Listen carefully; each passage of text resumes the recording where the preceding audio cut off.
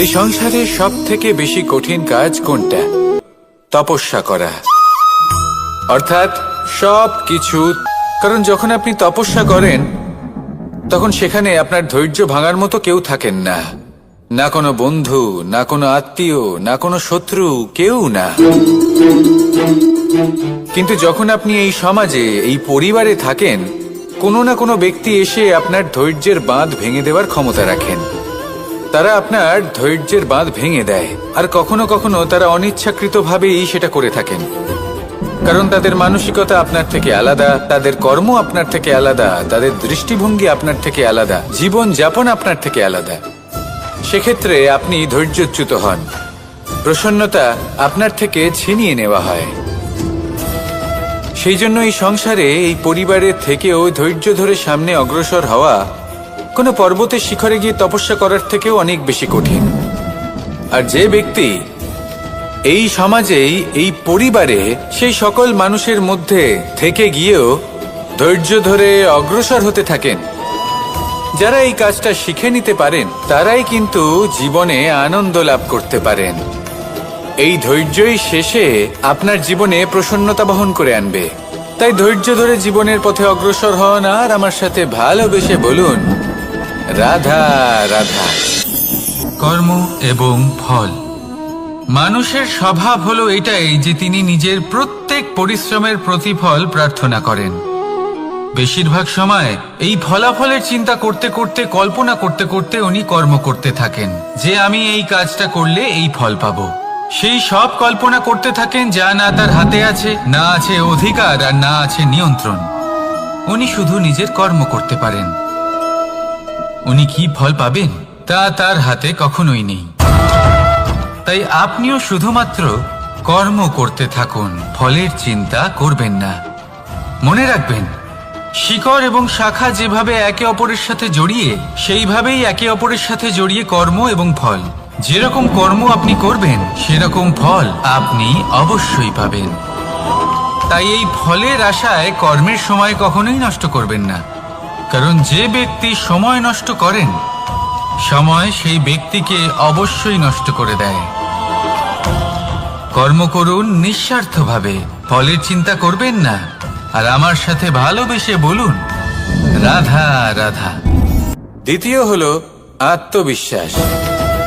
হেরে যাওয়া বস্তুও আবার জিতে নিতে পারবেন। যদি আপনার নিজের আত্মবিশ্বাস থাকে, তাহলে আপনি কখনো পরাজিত হবেন না। এবং তৃতীয় হলো অহংকার।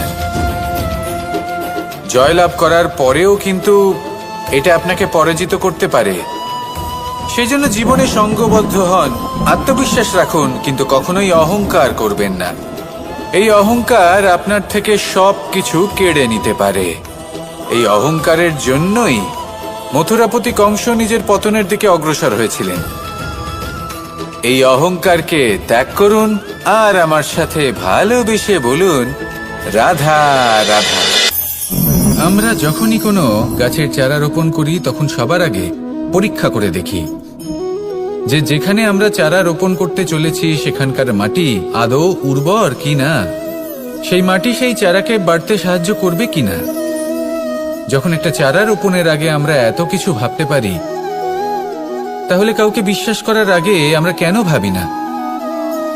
জীবনে কখনো এই বিশ্বাসরূপী চারা কোথাও রোপণ করার আগে বোঝার চেষ্টা করুন যে যার উপর আপনি বিশ্বাস করতে চলেছেন সে কি আদৌ আপনার বিশ্বাসের যোগ্য কি না। ভেবে দেখুন সেই ব্যক্তি ভবিষ্যতে গিয়ে আপনার বিশ্বাস ভাঙতে পারে কিনা। এটাও ভেবে দেখুন যে যাকে আপনি বিশ্বাস করতে চলেছেন তাকে আপনি বিশ্বাস করলে নিজের জীবনের উদ্দেশ্যে আপনি অগ্রসর হতে পারবেন কিনা। আর তার জন্য প্রয়োজন সঠিক সিদ্ধান্ত, পরখ করা, কোনটা উচিত কোনটা অনুচিত সেটা বোঝা। আর তাতে কিন্তু আপনি সন্দেহবাতিক হবেন না, তাতে আপনি আরো নিপুণ হয়ে উঠবেন।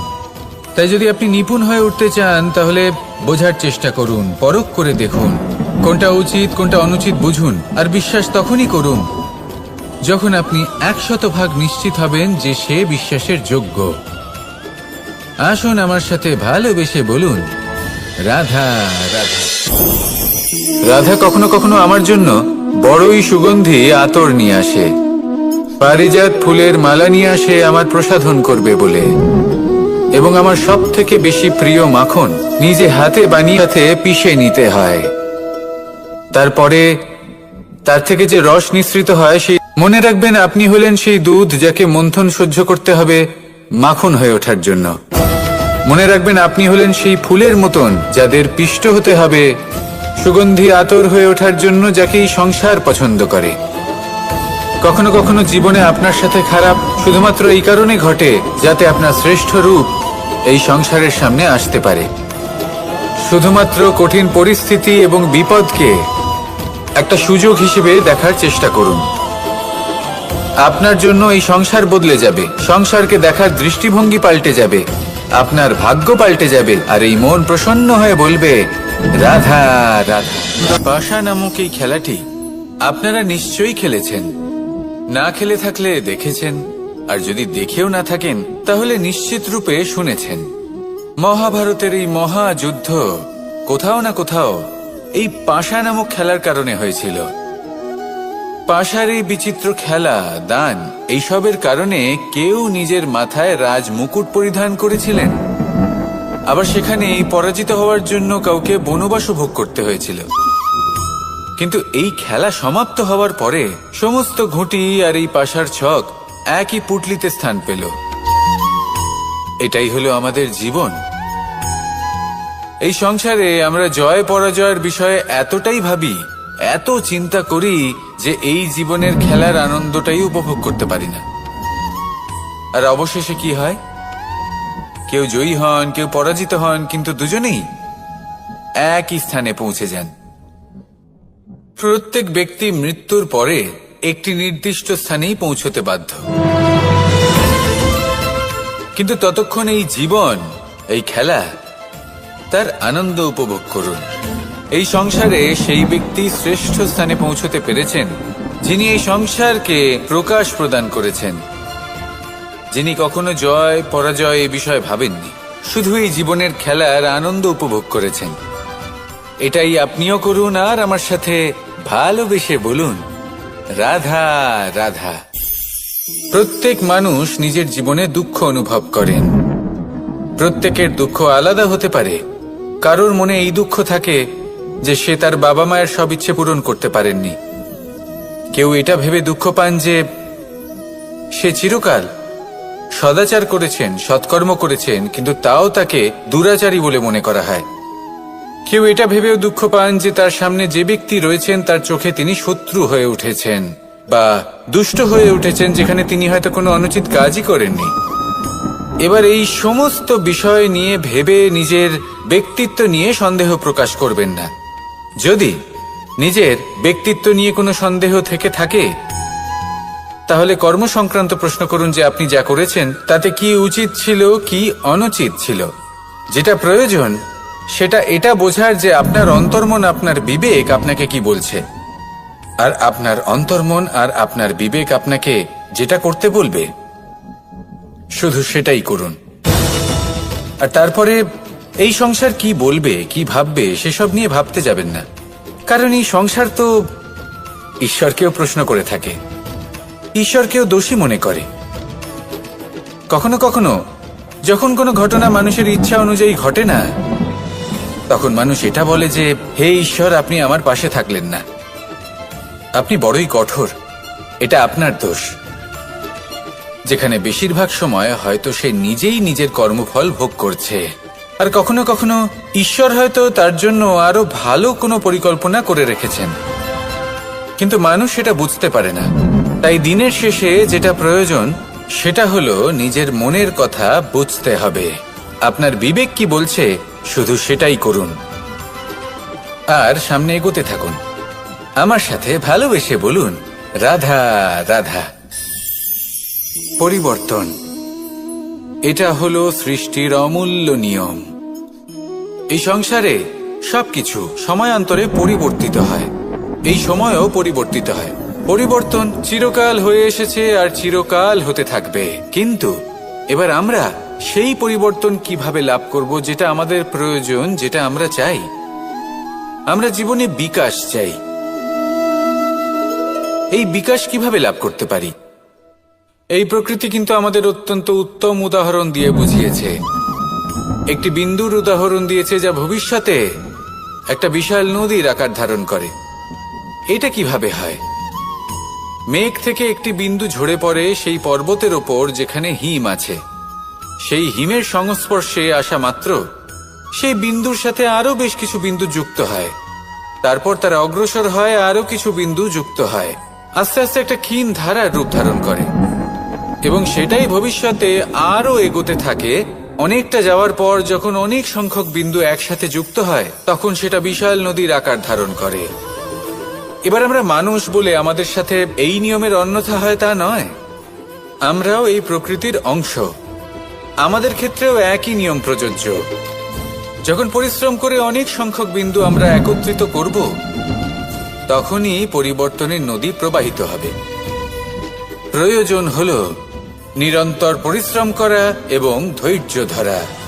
এটা করতে থাকুন, জীবনে সবকিছু লাভ করতে পারবেন। কারণ প্রকৃতি আমাদের এটাই শিখিয়েছে, আর আমরা এই ব্রহ্মরই একটি অংশ, যার দ্বারা এই ব্রহ্মাণ্ড নির্মিত। আসুন আমার সাথে ভালোবেসে বলুন, রাধা রাধা। কখনো এই প্রকৃতির দিকে তাকিয়ে থাকবেন। এই প্রকৃতি অনেক ধরনের শিক্ষা দেয়। কোন একটা গাছকে দেখুন, কিভাবে সে মাটি থেকে জল শুষে নেয়।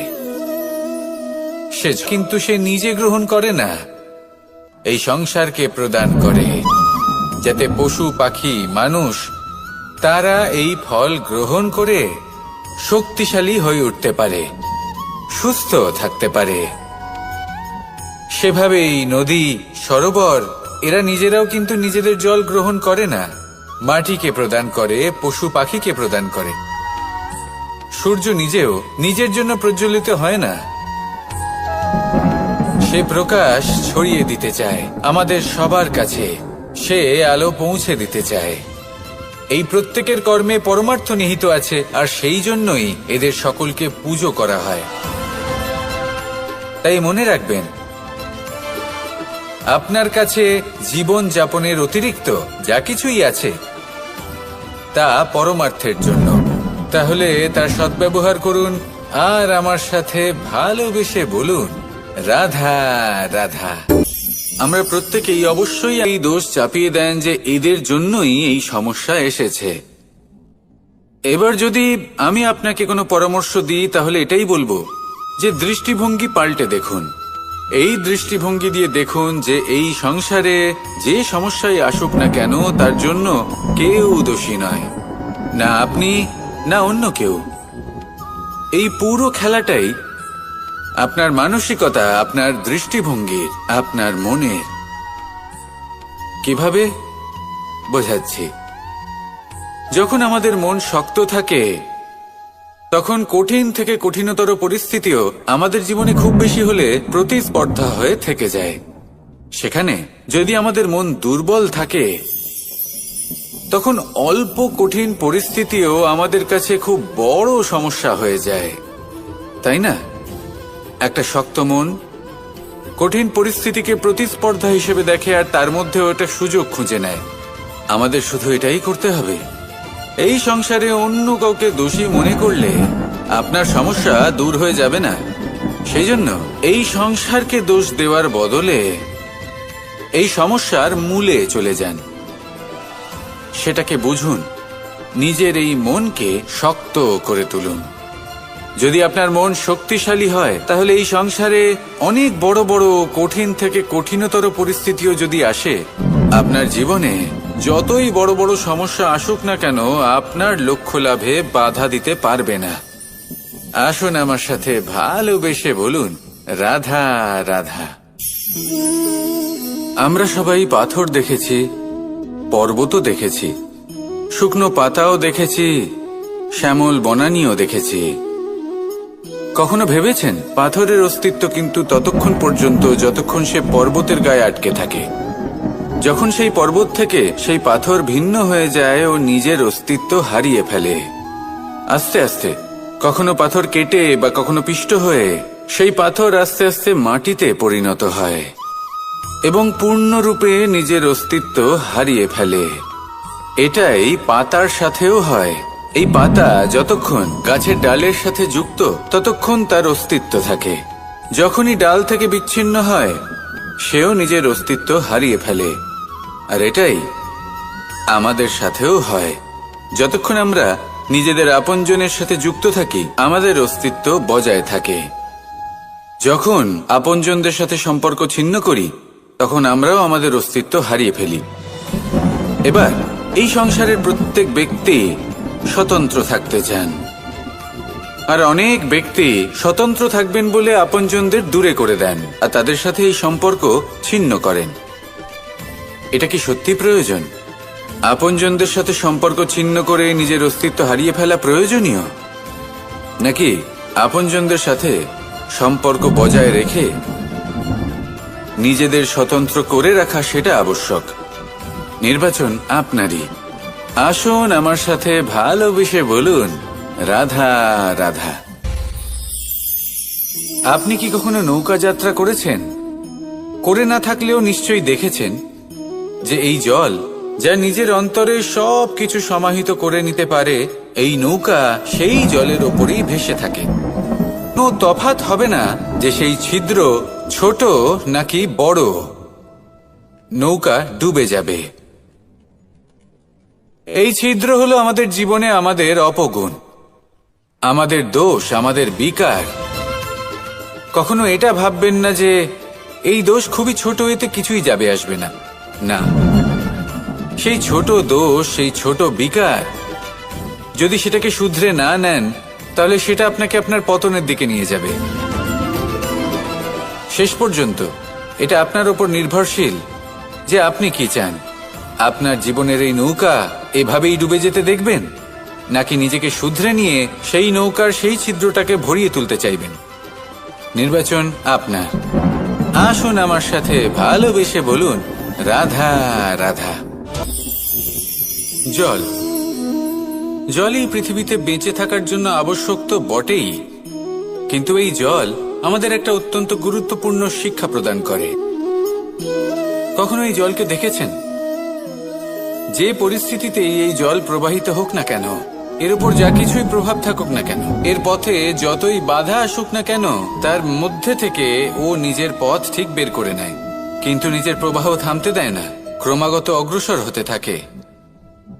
সেরকমই একটা শিক্ষা যেটা আমরা জল থেকে পেয়ে থাকি তা হলো এটা, আমরা যখন জলের দিকে তাকাই তখন আমরা নিজের প্রতিবিম্ব দেখি, স্পষ্টভাবে দেখতে পাই, কিন্তু তখনই দেখতে পাই যখন এই জল শান্ত থাকে, স্থির থাকে। যদি এই জল অশান্ত হয়ে থাকে, স্থির না হয়, তাহলে আমরা এতে নিজের প্রতিবিম্ব দেখতে পাই না। এটাই আমাদের মনের সাথেও হয়ে থাকে। যখনই জীবনে কোনো সংকট আসে, যদি আমরা শান্ত মনে, স্থির মনে সিদ্ধান্ত নিই, তাহলে সেটা এমন একটা শীতল সিদ্ধান্ত হবে যেটা আমাদের ভবিষ্যৎকে একটা শ্রেষ্ঠ স্থানে নিয়ে যাবে। যদি এই মন অশান্ত হয়, বিচলিত হয়, পীড়িত হয়, দুঃখিত হয়ে থাকে, রুষ্ট হয়ে থাকে, তাহলে অনেক সময় আমরা এমন সিদ্ধান্ত নিই যেটা আমাদের জন্য অনুচিত প্রমাণিত হয়। যখন আপনি ক্রুদ্ধ ছিলেন বা দুঃখের বশে ছিলেন, তখন অনেক সময় হয়তো এমন সিদ্ধান্ত নিয়েছেন যেটার জন্য ভবিষ্যতে আপনি অনুশোচনা করেছেন। এবার দেখুন, এই আবেগগুলো থেকে আমরা পালাতে পারবো না, কিন্তু এই আবেগগুলো আপনার উপর কতটা প্রভাব ফেলবে সেটা আমরা অবশ্যই ঠিক করতে পারি। এই মনকে আমরা নিয়ন্ত্রণ করতে পারি। এটাই করুন, চিন্তা করুন, এই মনকে শান্ত রাখুন, স্থির হতে চেষ্টা করুন, আর তারপরে সিদ্ধান্ত নিন। আসুন আমার সাথে ভালোবেসে বলুন, রাধা রাধা। এই সংসারে ভৌতিক বস্তুরও নিয়তি আছে। যারাই এই সংসারে আসে বা উৎপন্ন হয়, তারা কিছুমাত্র সময় পর্যন্তই এখানে থাকতে পারে, আর তারপরে সেও লুপ্ত হয়ে যায়, অর্থাৎ সে নিজেও এই পঞ্চমহাভূতে সমাহিত হয়ে যায়। আমাদের সাথেও ঠিক এটাই হয়। সেই জন্যই ঈশ্বর দ্বারা প্রদত্ত এই উপহারের বিষয়ে ভাবুন, এই জীবনের বিষয়ে ভাবুন। ঠিক যেমন বিশ্বাস ভঙ্গ হলে কোনো ব্যক্তি আমাদের কাছে অপরিচিত হয়ে যান, ঠিক সেরকমই শেষ নিঃশ্বাস ত্যাগের পর এই শরীরও আমাদের কাছে পরই হয়ে যায়। তাই এই শরীর থাকাকালীন শ্রেষ্ঠভাবে একে সদ্ব্যবহার করুন, এই জীবনে শ্রেষ্ঠ কর্ম করুন। আর এই জীবনকে শ্রেষ্ঠভাবে যাপন করার জন্য কিছু কথা বোঝা প্রয়োজনীয়। যদি আপনি কারোর প্রশংসা করেন তাহলে পূর্ণ হৃদয় দিয়ে করুন। যদি আপনি হস্তক্ষেপ করে থাকেন তাহলে মস্তিষ্ক দ্বারা করুন। যদি আপনি সমীক্ষা করেন তাহলে বিবেক দ্বারা করুন। যদি আপনি ধন অর্জন করতে চান তাহলে নীতি অনুসারে চলুন। যদি জীবনযাপন করতে চান তাহলে রীতি মেনে করুন। আর যদি ঈশ্বরের ভজন করতে চান তাহলে ভক্তিভাব নিয়ে করুন। শুধু এই কথা মনে রাখবেন যে আপনার এই জীবন কিন্তু অনিশ্চিত কাল পর্যন্তই আছে। কতক্ষণ আছে সেটা কেউ জানে না। তাই কিছু মুহূর্ত যেটা যাপন করতে আমরা এখানে এসেছি, সেখানে ক্রোধ, অহংকার, ঈর্ষা, এইসব আবেগের কি গুরুত্ব বলুন তো? এগুলো ত্যাগ করুন। মানুষকে ক্ষমা করতে শিখুন। আস্তে আস্তে বিশ্বাস করতে শিখুন। এই সংসারে নিঃস্বার্থভাবে প্রেম করতে শিখুন আর সবার মধ্যে আনন্দ বিতরণ করুন। তাই এই সব গুণ যদি আপনি আত্মসাৎ করতে পারেন তাহলে আপনার জীবনে শুধু আনন্দ এবং আনন্দই বিরাজমান হবে। আসুন আমার সাথে ভালোবেসে বলুন, রাধা রাধা। এই ব্রহ্মাণ্ড কত বৃহৎ, তাই না? যার সম্মুখে এই পৃথিবীকেও একটা বিন্দুর মতো মনে হয়। আর এই পৃথিবীতে আমরা কে হই, আমাদের আকার কিরকম, আমাদের অস্তিত্বই বা কি? যখন আমরা এভাবে ভাবি তখন মনে হয় আমরা কিছুই নই। তা আমরা যখন কিছুই নই তাহলে আমরা এত চিন্তা করি কেন? কি ভেবে ভয় পাই? কাকেই বা এত ভয় পাই? কে আমাদের মারতে পারে আর কেই বা আমাদের জন্ম দেবে? আত্মার আসলে না কখনো জন্ম হয় আর না কখনো মৃত্যু। আত্মা শুধুই শরীর বদল করে। আপনি, আমি, আমরা সকলে এই শরীর নয়, আমরা হলাম আত্মা, যা হলো পরম আত্মার পরম অঙ্গ। সেই জন্য মনে রাখবেন, বাইরের কোথাও দেখবেন না, নিজের অন্তরের গভীরে গিয়ে দেখুন, আত্মাকে উপলব্ধি করতে শিখুন। ক্লেশ, ভয়, চিন্তা, এই সব কিছুর থেকে নিজেকে দূরে রাখুন, তাহলেই উপলব্ধি করতে পারবেন পরমাত্মা কে। তাহলে আসুন আমার সাথে ভালোবেসে বলুন, রাধা রাধা। পরিবর্তন এই সংসারের শাশ্বত নিয়ম। কোনো রাজা নেই যিনি চিরকাল রাজা থাকেন, কোনো ধনী ব্যক্তি নেই যিনি চিরকাল ধনী থাকবেন। এই সংসারে সূর্যের স্থান নেওয়ার জন্য চন্দ্রিমার আগমন ঘটে। কোন স্থান যাকে পতিত বলা হয়েছিল সেখানে মহল তৈরি হয়েছে। কোন স্থান যাকে আজ মলিন বলা হয়েছে কাল সেখানে মন্দিরও স্থাপন হতে পারে। কোন ঋতু চিরকালের জন্য থাকে না, কখনো সময় চিরকাল একরকম থাকে না। আজ যে আপনার কাছে রয়েছে কাল অন্য কারোর ছিল।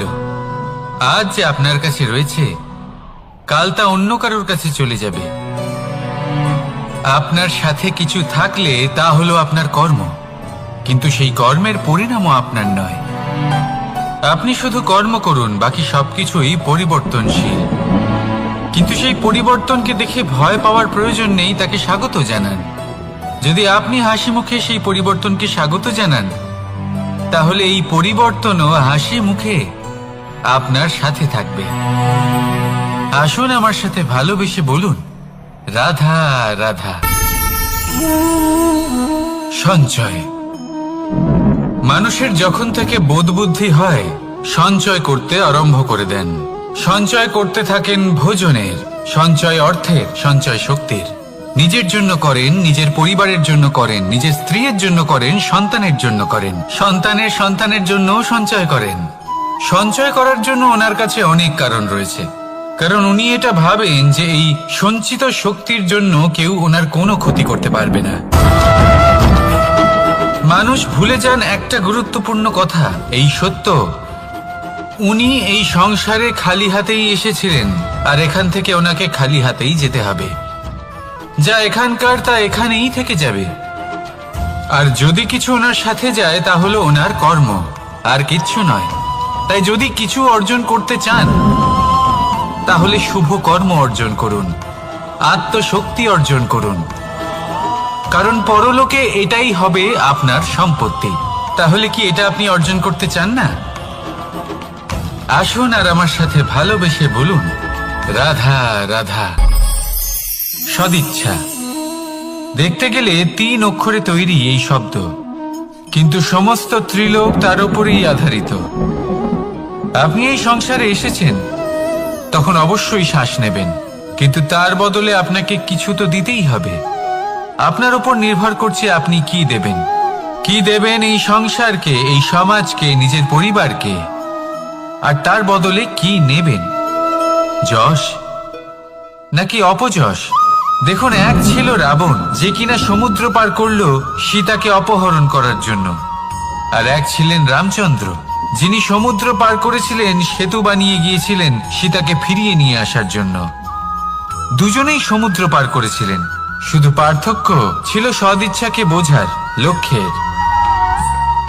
অনেক মানুষের যাত্রা একরকম হতেই পারে, কিন্তু আনন্দ তখনই লাভ করবেন যখন লক্ষ্য শুভ হবে, মহান হবে। এই লক্ষ্য দিয়ে এই সংসারের কল্যাণ হবে এবং মানুষের সম্মান হবে। যদি আপনার সংকল্প উচিত হয় তাহলে আপনার লক্ষ্য উচিতই হবে, নয়তো শুধুমাত্র বিনাশ হবে। আর উচিত এটাই হবে যে বিনাশের হাত থেকে যেন নিজেকে বাঁচানো যায়, কি বলেন? তাই জীবনে যে লক্ষ্য স্থির করছেন, মনে রাখবেন তা যেন শুভ লক্ষ্য হয়। যদি এরকম হয় তাহলে আপনার যাত্রা, আপনার জীবন দুটোই শুভময় হবে। আসুন আর আমার সাথে ভালোবেসে বলুন, রাধা রাধা। সুরক্ষা। এই সুরক্ষা আসলে কি? এটা কি কোনো কবচ নাকি কোনো সীমা? এই সুরক্ষা আসলে অন্য কিছু।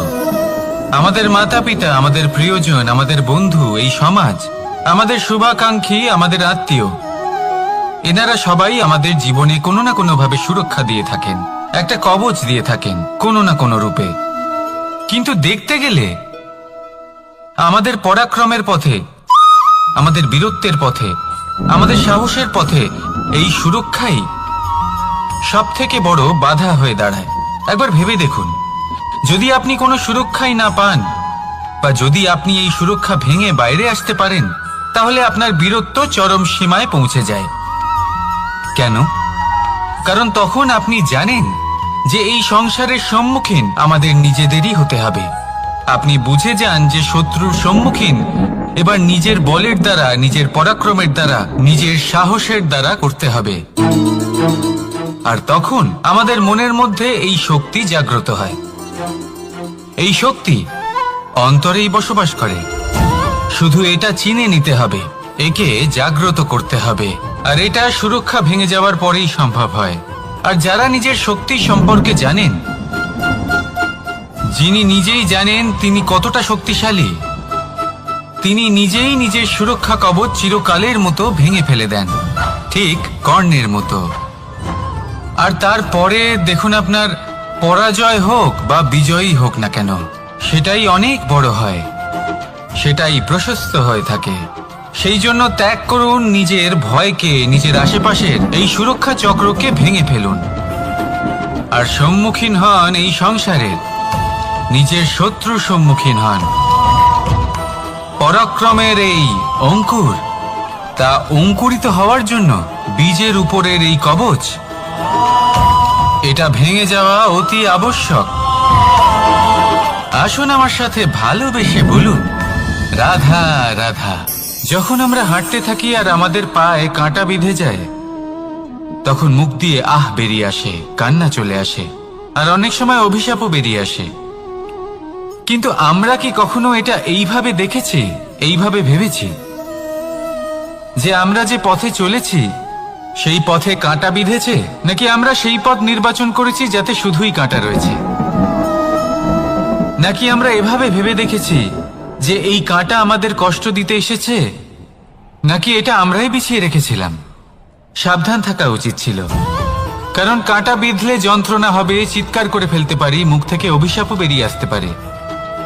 কিন্তু এই অভিশাপ শুধুমাত্র আমাদের তরফ থেকে অভিশাপ হয়, সামনের ব্যক্তিটির ওপরও নির্ভর করে। এবার সেই ব্যক্তি যদি এমন হয় যে ভুল আর কাঁটা এই দুই সমানভাবে গ্রহণ করতে পারে, তার কাছে অভিশাপও বরদানে পরিণত হয়। শেষ পর্যন্ত ব্যাপারটা দাঁড়ায় ভাবনা, চিন্তা, দৃষ্টিভঙ্গির ওপর। কারণ আপনার এই ভাবনাই সত্যি হয়ে সামনে আসে। সেই জন্য এই ভাবনা, চিন্তা, মানসিকতাকে গুরুত্ব সহকারে দেখবেন। এই বিবেচনা নিয়ে বিবেচনা করতে শিখুন। আমার কথার অর্থ হলো যে জীবনে যখন এরকম কিছু একটা ঘটবে, তখন ভেবে দেখুন যে এরকম কেন হলো। আপনি কি এমন কোনো কর্ম করেছিলেন যার কর্মফল এটা? এমন কোনো কাজ যা অনুচিত ছিল, অসত্য ছিল, যা অভদ্রতার কারণ ছিল? ভেবে দেখা প্রয়োজন। দেখুন, ইচ্ছে হলো আপনার যে আপনি কি করতে চান, ভাবনা আপনার, সত্য আপনার, জীবন আপনার, সিদ্ধান্ত আপনার। আসুন আর আমার সাথে ভালোবেসে বলুন, রাধা রাধা। সময়, এই সময় আসলে কি? এই সময় একটা সরল রেখা তো কখনোই নয়। সময় হলো একটা চক্র, যেখানে এর আদি সেখানেই হলো এর অন্ত, আর যেখানে তা শেষ হয় সেখান থেকেই তার শুরু হয়। এই সময় একটা অত্যন্ত বিচিত্র চিন্তা, বিচিত্র ভাবনা, একটা বিচিত্র বস্তু যা কেউ বুঝতে পারেন না। এই সময়ের লীলা, এর কোনো প্রমাণ নেই, কোনো জ্ঞান নেই, কোনো পরিমাপ নেই। শুধু এটুকু আমরা জানতে পারি, যেখানে শেষ হবে সেখান থেকে একটা নতুন সূচনাও হবে। যা আজ আপনার কাছে আছে, কাল অন্য কারোর কাছে যাবে, তারপরে তার কাছ থেকেও অন্য কারোর কাছে যাবে, তারপরে তার থেকেও ছিনিয়ে নেওয়া হবে। এই নিয়তির একজনের কাছ থেকে অন্যজনের কাছে আদান প্রদানের এই সময় হলো আপনার সময়। এই সময়ের সদ্ব্যবহার করুন, এই সময়কে বাঁচুন। আপনাকে শুধু এটাই সুনিশ্চিত করতে হবে যে আপনি কোন পক্ষে আছেন। আর সত্যি বলতে কি, আপনার জীবনের পরিণাম নির্ভর করে আপনার নির্বাচনের ওপর। আপনি কোন পক্ষ নির্বাচন করছেন। তাহলে মনে রাখবেন, জীবনে সেই পক্ষই নির্বাচন করবেন যা চয়ন করার পরে আপনি সুখ অনুভব করবেন, আপনি সন্তোষ লাভ করবেন, প্রসন্নতা লাভ করবেন। আর আমি এটাই সুনিশ্চিত করব যে এই পক্ষ যেন শান্তির পক্ষ হয়, এই পক্ষই যেন প্রেমের পক্ষ হয়। তাহলে চিন্তা করবেন না, আর আসুন আমার সাথে ভালোবেসে বলুন, রাধা রাধা। দৃষ্টি আর দৃষ্টিভঙ্গি, এই সমগ্র লীলা হলো এই দুইয়ের। বিচিত্র হতে পারে, কিন্তু এটাই সত্যি। এবার আপনাকে একটা উদাহরণ দিয়ে বোঝাই। অনেক সময় আপনি কোনো ব্যক্তিকে এটা বলতে শুনবেন যে আমি আমার নিজের উপরে গর্ব করি, আমি নিজেকে নিয়ে গর্ব করি, আমি খুব ভালোভাবে আমার মা বাবার সেবা করি, ওনাদের আমি সবসময় সুখী রাখি, ওনাদের আমি একটা বাড়ি দিয়েছি, সকল সুখ সুবিধা দিয়েছি, ওনাদের জীবনে প্রত্যেক জিনিস দিয়েছি আর দেব যা তাদের প্রয়োজন। এবার আমাকে বলুন যে আপনি কে হন। আপনি হলেন সেই বীজ যা আপনার মাতা পিতা রোপণ করেছেন। আপনার মা বাবাই আপনাকে এই সংসারে জন্ম দিয়েছেন। এবার এইসব কথার কি তাৎপর্য? এই হলো সেই ব্যক্তির দৃষ্টিভঙ্গি। এবার দেখা যাক এই প্রকৃতি আমাদের কি শেখায়। কখনো কোনো গাছকে দেখবেন, যখন সেই গাছে ফল আসে, সে মালিকে এটা বলে না যে দেখো আমি তোমাকে ফল খেতে দিচ্ছি। সেই বৃক্ষ এটা বলে না যে দেখো আমি তোমায় আহার করতে দিচ্ছি, কারণ ও জানে যে এটা হলো সেই মালির পরিশ্রম, এটা হলো তারই কর্মের ফল, আর এটা তারই পাওয়া উচিত। সে বলে যে তোমার জিনিস তোমাকেই অর্পণ করলাম, এ আমার জিনিস নয়। ও জানে সেই মালির গুরুত্ব আসলে কি। এটা হলো তার দৃষ্টিভঙ্গি। সেই জন্য আপনি জীবনে কোন ব্যক্তির মধ্যে, কোন পশু পাখির মধ্যে, কোন প্রাণীর মধ্যে, কোন পরিস্থিতিতে, কোন আবেগের মুহূর্তে কি দেখতে পাচ্ছেন, সেটা আপনার দৃষ্টিভঙ্গির উপরে নির্ভর করছে। তাই নিজের মনে ধনাত্মক ভাব জাগ্রত করুন, শুভ চিন্তা নিয়ে আসুন। এই ভাবনাই সত্য হয়ে সামনে আসবে। এই দৃষ্টিভঙ্গি এমন হয়ে যাবে যে আপনার জীবনে সবকিছুই শুভ হবে। তাহলে আসুন আর আমার সাথে ভালোবেসে বলুন, রাধা রাধা। প্রতিশোধ অথবা কাউকে দুঃখ দেওয়ার ভাবনা, যদি এটা আপনার মনে থাকে তাহলে আপনি নিজের মনেই যন্ত্রণার একটা বিশাল বৃক্ষ রোপণ করছেন, এটা মনে রাখবেন। কারণ কাউকে দুঃখ দেবার এই ভাবনা, এটা হলো সেই বীজ যা আপনার মনেই পতিত হবে, আপনার মনেই অঙ্কুরিত হবে, আর আপনার মনেই একটা বিশাল বৃক্ষরূপে বেড়ে উঠবে। জীবন আপনার, কর্ম আপনার, কাউকে দুঃখ দেবার ভাবনা আপনার ছিল, এই বৃক্ষ হলো আপনার, তাই এর ফলও আপনিই পাবেন, যা গ্রহণও আপনাকেই করতে হবে। মনে রাখবেন, যে মানুষ এটা ভাবে যে আমি ওকে দুঃখ দেব, ওকে কষ্ট দিতে চাই আমি, সেই মানুষই দুঃখ আর কষ্ট পেয়ে থাকে।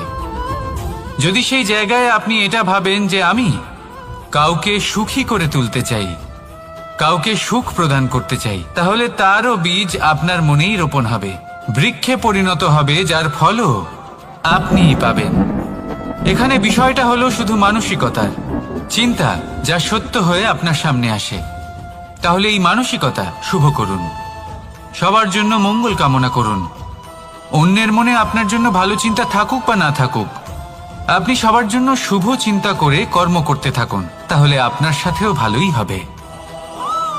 তাহলে আসুন আর আমার সাথে ভালোবেসে বলুন, রাধা। বন্ধু আর শত্রু, প্রত্যেকের জীবনের একটা বড় অংশ এর উপরে নির্ভরশীল হয়ে থাকে। আপনার জীবনে সফলতা আর অসফলতাও এর উপরে নির্ভরশীল।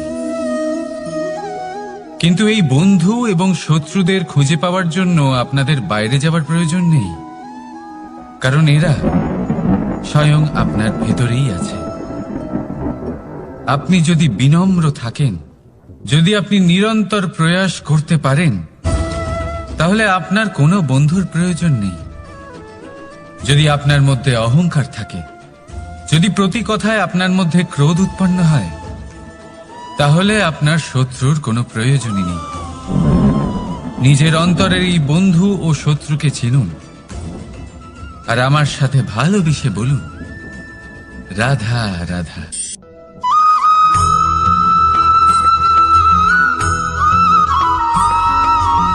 সংসারে সকলে উঁচুতে উঠতে চায়, কেউ নত হতে চায় না। সবাই এটা মনে করে যে নত হওয়ার অর্থ হলো তাদের আত্মসম্মান এবং অহংবোধের বিরুদ্ধাচরণ করা। তাদের মনে হয় যে যদি আমরা নত হই, সংসার আমাদের দুর্বল মনে করবে, তাদের শৌর্য এবং তাদের ব্যক্তিত্বের অপমান হবে। কিন্তু এটা কি সত্যি? প্রত্যেকবার নত হওয়ার অর্থ কি সম্মানহানি হওয়া? কখনোই নয়। আপনি নিজের জীবনকেই দেখে নিন, আপনার কোনো অমূল্য জিনিস যদি নিচে পড়ে যায়, তাহলে তাকে কিভাবে তোলেন? সেই বস্তুকে তোলার জন্য আপনাকে নত হতেই হবে। আপনি বড়দের আশীর্বাদ কিভাবে লাভ করেন? আপনি নত হয়ে তবেই তাদের আশীর্বাদ লাভ করতে পারেন, তাই না? ভেবে দেখুন, আপনি একটা পথে হাঁটছেন, আপনি দেখতে চাইছেন যে আপনি সঠিক পথে হাঁটছেন কিনা, পায়ের নিচে কাঁটা পড়ে আছে কিনা। কিভাবে দেখবেন?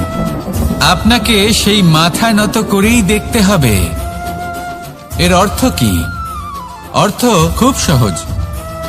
প্রত্যেকবার নত হওয়া অনুচিত নয়, সেটা কোনোভাবেই সম্মানহানি নয়।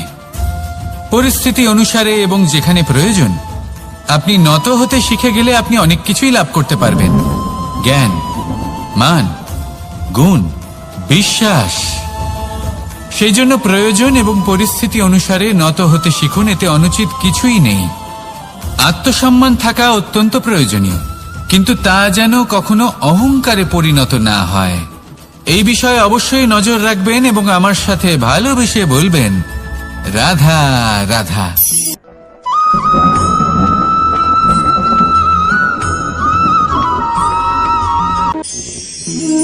একে চিনতে পারলেন? একে কুঠার বলা হয়। আপনারা জীবনে কোথাও না কোথাও কোনো না কোনো রূপে এটা দেখেই থাকবেন। একটা ব্যাপার নিশ্চিত, এই কুঠার ছাড়া কোনো বৃক্ষকে কাটতে পারা সরল নয়। এবার আপনি কখনো এটা ভেবেছেন, এই কুঠার, এর এই অংশ, এর মুখটাই যদি না থাকে তাহলে কি হবে? এ শুধুমাত্র কোনো বৃক্ষই নয়, তার কোনো ডালও কাটতে সক্ষম হবে না। এবারে ভাবুন, এই শুকনো কাঠের হাতল এ আমরা কোত্থেকে পেলাম? কোনো এক বৃক্ষ থেকেই। সেই ডাল যাকে কেটে ফেলা হয়েছিল এক বৃক্ষকে কাটার জন্য, এই ডালই শস্ত্ররূপে প্রস্তুত।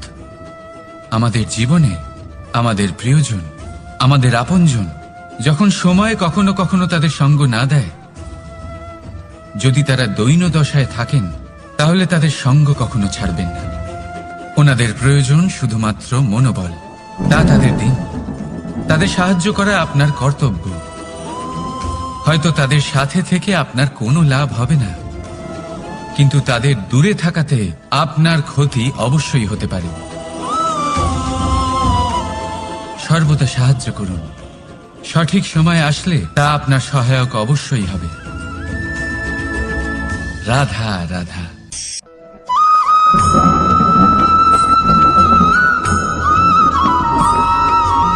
যোগাসন। এই আগুনের জন্য যে শক্তির প্রয়োজন হয় তা আসে এই তেল থেকে। যদি এই তেল সমাপ্ত হয়ে যায় তাহলে এই প্রকাশ তাও সমাপ্ত হয়ে যায়।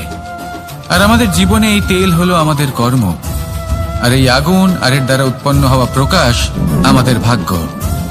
যত আমাদের কর্ম ক্ষীণ হতে থাকবে, আমাদের ভাগ্য সৌভাগ্য কোথাও না কোথাও লুপ্ত হয়ে যাবে। যে উজ্জ্বল ভবিষ্যৎ আমরা চাইছি তা কখনো লাভ করতে পারবো না যদি কর্ম না করি। ঠিক যেমন তেল ছাড়া অগ্নি উৎপন্ন হয় না, তেমনি কর্ম ছাড়া সৌভাগ্য হয় না। আর যেমন কর্ম তেমন ভাগ্য। তাই সবসময় কর্ম করতে থাকুন, কর্ম করা থামাবেন না। আর আমার সাথে ভালোবেসে বলুন, রাধা রাধা।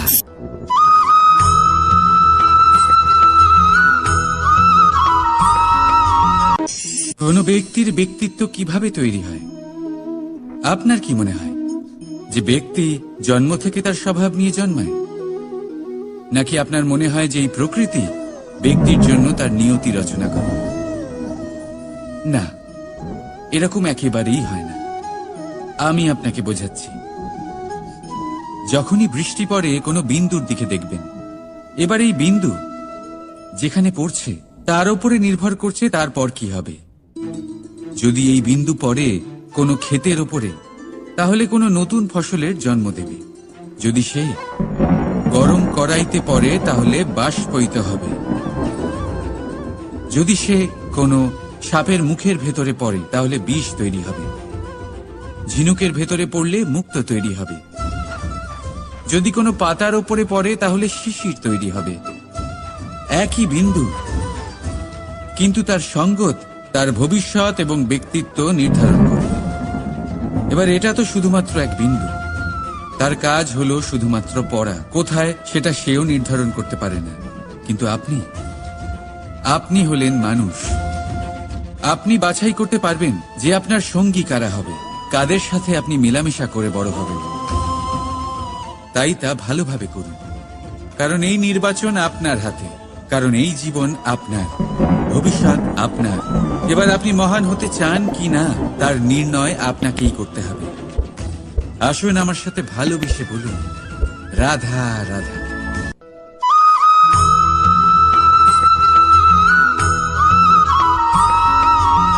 ভয়ের সাথে আমরা সবাই পরিচিত, কষ্টও আমরা সবাই পেয়েছি। কখনো কখনো আমরা অসুস্থ হয়ে পড়ি, আর এমন সময় হলে মাতার মমতা, কখনো বাবার স্নেহ, কখনো বন্ধুদের পাশে থাকার অনুভূতি আমাদের রোগ নিরাময়ে সাহায্য করে। কখনো যদি আমরা নিরাশ হয়ে পড়ি, তখন যদি আমাদের কোনো আপনজন আমাদের দুটো ভালো কথা বলে, তখন আমাদের মনোবল বেড়ে যায়।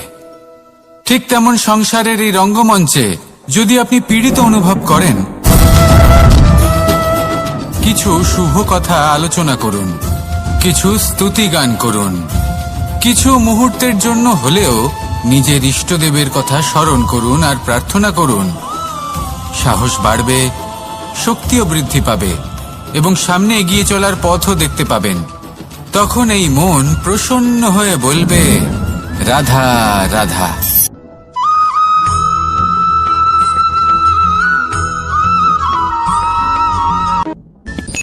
সূর্যের তাপ এতটাই প্রখর হয় তা সমস্ত বনস্পতিকে শুষ্ক করে দেয়। পুকুর হোক, নদী হোক, সরোবর হোক, সমস্ত শুষ্ক হয়ে যায়। কিন্তু আপনি কখনো শুনেছেন সূর্যের তাপে সমুদ্র শুকিয়ে গেছে? এমন কখনোই হয় না। আর এর পেছনেই লুকিয়ে রয়েছে এক অমূল্য জীবনের শিক্ষা। সমুদ্রের মতো নিজেকে ধৈর্যশীল করে তুললে, নিজেকে সংযমী করে তুললে সূর্যের তাপ আপনার কোনো ক্ষতি করতে পারবে না। আপনার অন্তর থেকে সেই তাপ বাষ্পায়িত হয়ে মেঘ তৈরি হয়ে সূর্যকে ঢেকে দেবে, আর তারপর হবে শুধু সাফল্যের বৃষ্টি। তাহলে আসুন আর আমার সাথে ধৈর্যের সাথে বলুন, রাধা রাধা।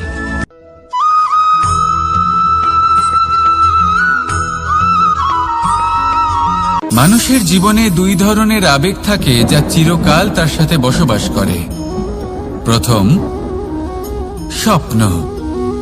দ্বিতীয়, অজুহাত। মানুষ হাজার হাজার স্বপ্ন দেখতে পারে। আমাকে এই কাজ করতে হবে, আমাকে ওখানে ঘুরতে যেতে হবে, আমায় জীবনে এই অসম্ভব কাজ বাস্তবায়িত করে দেখাতে হবে, আদি ইত্যাদি। এবার ঠিক যেমন স্বপ্ন দেখেন সেইভাবে অজুহাতও খুঁজে নিয়ে আসেন। আমি এই স্বপ্ন পূরণ করতে পারলাম না, কারণ আমাকে কেউ সাহায্যই করল না, কারণ আমি দুর্বল হয়ে পড়েছিলাম, কারণ আমার কাছে সময়ই ছিল না, আদি ইত্যাদি। এবার সাফল্য এবং অসফলতার মাঝখানে এই ধরনের সংঘর্ষ হতে থাকে। সাফল্য তখন লাভ করা সম্ভব যখন আপনার স্বপ্ন আপনার অজুহাতের থেকে অনেক বড় হয়, আর অসফলতা তখন পাবেন যখন আপনার অজুহাত আপনার স্বপ্নের থেকে অনেক বড় হয়। আপনি যদি সাফল্য লাভ করতে চান তাহলে চেষ্টা করতে থাকুন, পরিশ্রম করুন। যদি অসফল হন তাহলে ভয়ভীত হওয়ার কোনো প্রয়োজন নেই। নিজের ভুল বুঝুন, তাকে শুধরে নিন, আবার চেষ্টা করুন। কিন্তু যদি নিজের জীবনে অজুহাত নিয়ে আসেন তখন স্বপ্ন কখনো পূরণ হবে না। আসুন আমার সাথে ভালোবেসে বলুন, রাধা রাধা।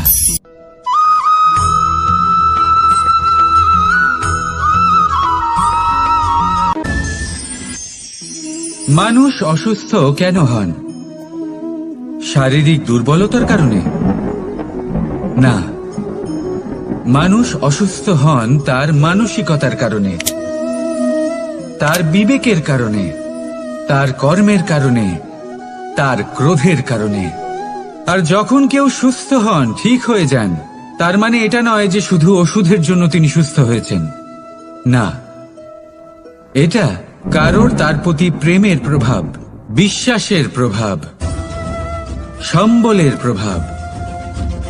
শুধুমাত্র ওষুধ দিয়ে কিছুই হয় না। যদি মনে প্রেম থাকে, বিবেক থাকে, বিশ্বাস থাকে, সম্বল থাকে, তবেই সেই ওষুধ কাজ করতে পারে। তাই মনে রাখবেন, এই জীবন হলো অত্যন্ত ছোট। মনে প্রেম ভাব রাখুন, মিত্রতা করুন, শত্রুতা নয়। ভালোবাসুন, বিদ্বেষ নয়। আর এই ভালোবাসার সাথেই বলুন, রাধা রাধা।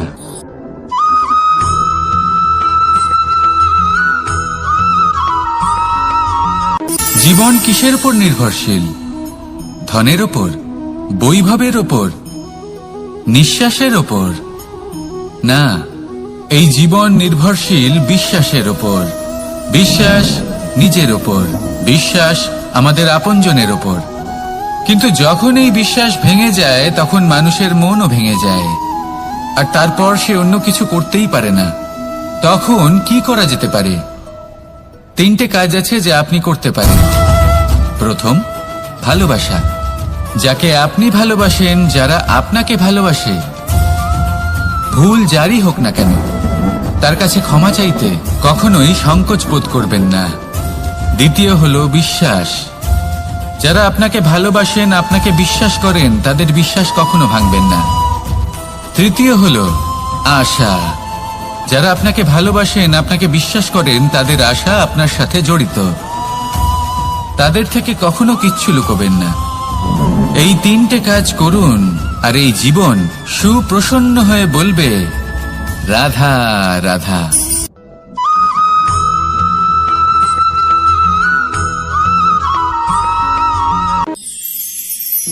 মানুষ জীবনে সব সময় চিন্তা করে, ভাবতে থাকে যে তার জীবনে কতই না সমস্যা।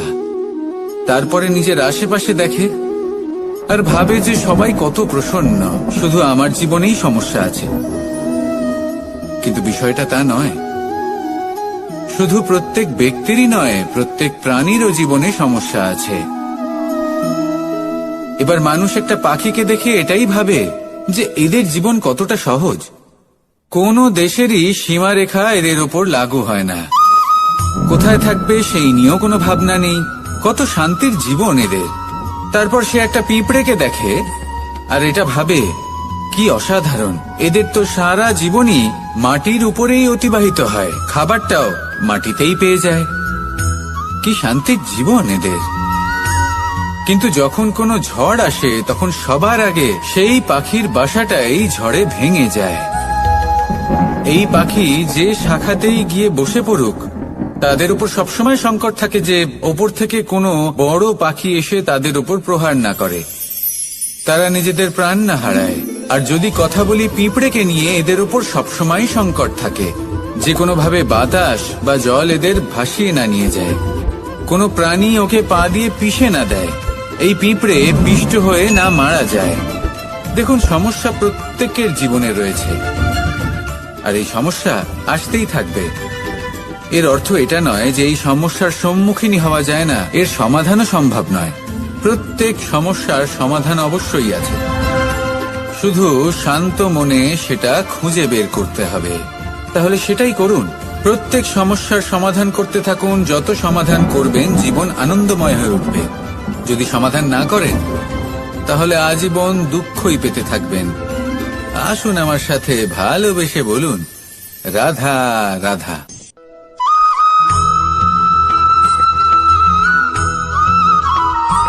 প্রেম হলো এই সংসারের সব থেকে বড় ঢাল এবং সব থেকে বড় অস্ত্র। এই প্রেম ছাড়া না কোনো ন্যায় হয় আর না কোনো শাস্ত্র, না জীবন আছে আর না অন্ত। এবার যদি এই প্রেম মনের মধ্যে বাস করতে শুরু করে, তাহলে কখনো কোনো সমস্যাই হবে না। আর যদি হয়েও থাকে, তাহলে তা স্থায়ী হবে না। এই প্রেম কি না করতে পারে? এই প্রেম সমস্ত সমস্যা মিটিয়ে ফেলতে পারে। আপনার মনের মধ্যে অহংকারকেও বিনাশ করে দিতে পারে।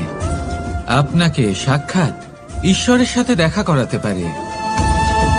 তাই প্রেমের দ্বারা প্রয়াস করতে থাকুন। এই সংসারের প্রত্যেক মানুষকে, প্রত্যেক বস্তুকে, প্রত্যেক জীব জন্তুকে ভালোবাসবেন। আর এই প্রেমের দ্বারাই বলুন, রাধা রাধা।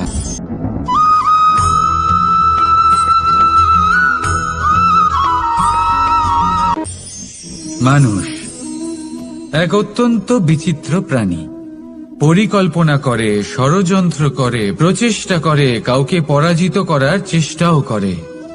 সাপকে একটা দড়ি মনে করে হাতে চেপে ধরার চেষ্টা করে, কিন্তু একটা কথা বুঝতেই পারে না, সময়ের এই সাপ, এটা হাতে চেপে ধরাই যায় না।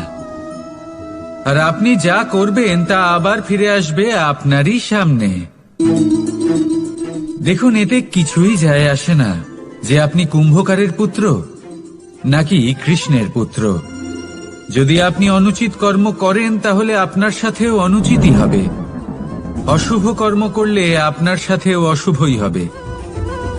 কুরু বংশ অত্যন্ত মহান বংশ ছিল। এই কুরু বংশ কি হলো তার সাথে? একটা গোটা বংশ বয়ে গেল, কারণ ওনাদের উদ্দেশ্য অশুভ ছিল। অন্যদিকে 5 জন বনবাসী পাণ্ডব মহাভারত বিজয়ী হলেন, কারণ তাদের উদ্দেশ্য শুভ ছিল। তাই মনে রাখবেন, শুভ অগ্নি প্রজ্বলিত করবেন, শুভ তাপ সঞ্চার হবে। অশুভ অগ্নি প্রজ্বলিত করবেন, নরকেই জ্বলতে হবে।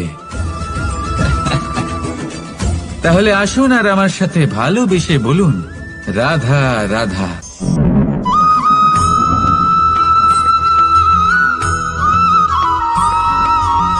প্রেম এই সংসারে এসেছিল এই সংসারকে প্রেমের শিক্ষা দেওয়ার জন্য, এই জীবনের সুখের অনুভূতি আসলে কি তা শেখানোর জন্য। কিন্তু যদি সত্যি কথা বলি, তো আমি নিজেই প্রতিদিন প্রেমের নতুন নতুন স্বরূপ দেখতে পাই। প্রেমের একটা নতুন অনুভূতি প্রত্যেক নতুন দিনে। আর তার কারণ হলো এই প্রেম অনন্ত, এ হলো দৈব। প্রেম হলো এই সংসারের সব থেকে বড় ঢাল এবং সব থেকে বড় অস্ত্র। এই প্রেম ছাড়া না কোনো ন্যায় হয় আর না কোনো শাস্ত্র, না জীবন আছে আর না অন্ত। এবার যদি এই প্রেম মনের মধ্যে বাস করতে শুরু করে, তাহলে কখনো কোনো সমস্যাই হবে না। আর যদি হয়েও থাকে, তাহলে তা স্থায়ী হবে না। এই প্রেম কি না করতে পারে? এই প্রেম সমস্ত সমস্যা মিটিয়ে ফেলতে পারে। আপনার মনের মধ্যে অহংকারকেও বিনাশ করে দিতে পারে। আপনাকে সাক্ষাৎ ঈশ্বরের সাথে দেখা করাতে পারে। তাই প্রেমের দ্বারা প্রয়াস করতে থাকুন। এই সংসারের প্রত্যেক মানুষকে, প্রত্যেক বস্তুকে, প্রত্যেক জীব জন্তুকে ভালোবাসবেন। আর এই প্রেমের দ্বারাই বলুন, রাধা রাধা।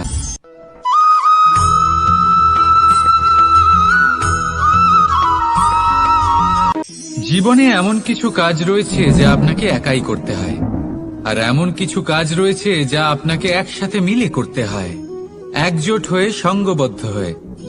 এবার সঙ্গবদ্ধ বলতে কি বোঝাতে চাইছি? আমি তাদের কথা বলছি না যারা বাস্তবিকভাবে একে অপরের সাথে কাজ করেন। আমি তাদের কথা বলছি যারা একে অপরের থেকে দূরে থেকেও একে অপরকে বিশ্বাস করেন। আমি আগেও বলেছিলাম, সমস্ত বিশ্বের আশা বিশ্বাসেই বসবাস করে, তাই না? তাই যেখানে সমস্ত বিশ্ব আছে, সমস্ত সংসার আছে, সেইখানেই বিশ্বাস রয়েছে। তাই আপনার আশেপাশে এমন দল সঙ্গবদ্ধ করুন যাদের আপনার উপর বিশ্বাস আছে আর যাদেরকে আপনি বিশ্বাস করতে পারেন। তাহলে আসুন আর আমার সাথে ভালোবেসে বলুন, রাধা রাধা।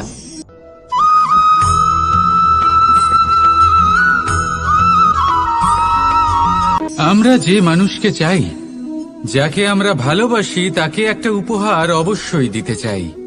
এমন এক উপহার যা ওনার ভালো লাগবে, যা শ্রেষ্ঠ হবে, অতি প্রিয় হবে, বহুমূল্য হবে, বা বলতে পারেন মূল্যবান হবে। তাই আমরা কি করি? আমরা বাজারে যাই, তার জন্য স্বর্ণ, আভূষণ, হিরে, মুক্তো এইসব নিয়ে আসি। কিন্তু এটাই কি সর্বশ্রেষ্ঠ উপহার? কখনোই না। সর্বশ্রেষ্ঠ উপহার হলো স্বাধীনতা। তাকে নিজের মনের মতো বাঁচার স্বাধীনতা। যদি আপনি কাউকে স্বাধীনতা না দিতে পারেন, তাহলে সে কোথাও না কোথাও বন্দী হয়ে যায়, তার বিকাশ কোথাও না কোথাও আটকে যায়। কিন্তু যদি আপনি কাউকে স্বাধীনতা দিতে পারেন, তাহলে আপনি দেখবেন ও সমস্ত সংসারকে, এই জীবনকে নিজের দৃষ্টিভঙ্গি দিয়ে দেখবে, বুঝবে যে কোনটা হলো উচিত আর কোনটা হলো অনুচিত। আর এটাই হলো সর্বশ্রেষ্ঠ। আর এবার যদি কাউকে স্বাধীনতার মাধ্যমে এত বড় একটা শক্তি দিতে পারেন, তাহলে আপনি আমাকে বলুন, এর থেকে বড় উপহার আর কি হতে পারে?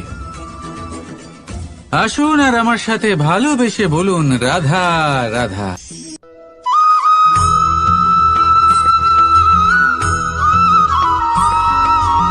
পিতা আর পুত্রের সম্পর্ক অত্যন্ত মধুর হয়ে থাকে। পিতা স্বপ্ন দেখেন, তাকে পূর্ণ করার সকল সম্ভাব্য চেষ্টা করেন, কিন্তু তাও অনেক সময় ওনার স্বপ্ন অপূর্ণ থেকে যায়। তখন পিতা ভাবেন যে স্বপ্ন উনি পূর্ণ করতে পারেননি, ওনার সন্তান তা অবশ্যই পূরণ করবে। যে স্থানে উনি কখনো পৌঁছতে পারেননি, সেই স্থানে ওনার পুত্র অবশ্যই পৌঁছবে। পিতা নিজের সন্তানের ভবিষ্যৎ নিয়ে সেই স্বপ্ন দেখেন, আর যখন সেই সন্তান সামনে এগোতে থাকে তখন তার দুঃখ হয় না, বরং গর্ব হয়। ওনার ভালো লাগে এটা দেখে যে ওনার সন্তান অনেক উন্নতি করছে। কিন্তু যখন সন্তান নিজের অভিভাবকের শক্তি দেখে, তার যশ দেখে হিংসা করতে থাকে, সমস্যা সেইখানেই শুরু হয়। সেই জন্য সকল সন্তানকে এটা মনে রাখতে হবে, দেখুন পুত্র হবার সুবাদে এক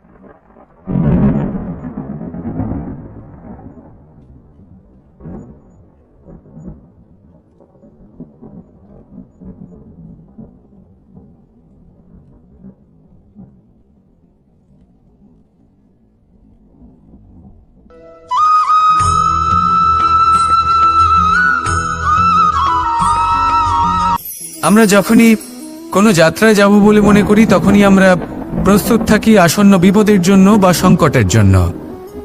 যেমন যদি আমাদের মনে হয় যে আজকের পরিবেশ খুব ঠান্ডা হবে, তাহলে আমরা গরম বস্ত্র ধারণ করি বা সেটাকে সাথে নিয়ে যাই। যদি মনে হয় যে বৃষ্টি হতে পারে বা বৃষ্টি হয়ে চলেছে আমরা দেখছি, তাহলে আমরা একটা ছাতা সাথে নিয়ে নিই। আমরা প্রস্তুত থাকতে চাই এবং এটাই উচিত, এবং সেই কারণেই আমরা যাত্রায় সাফল্য লাভ করি। কিন্তু যদি আমরা কথা বলি জীবনযাত্রা নিয়ে, যা কিনা সব থেকে বেশি গুরুত্বপূর্ণ, তাহলে তার জন্য আমরা পূর্ণরূপে প্রস্তুত থাকি না।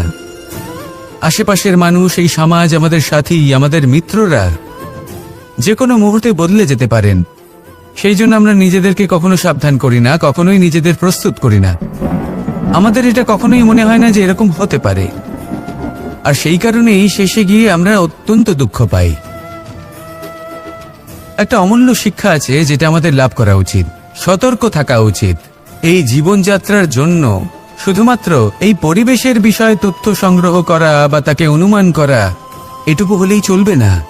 আমাদের আশেপাশের মানুষজনকে দেখতে হবে, তাদের স্বভাব পরিস্থিতির ওপর নজর রাখতে হবে।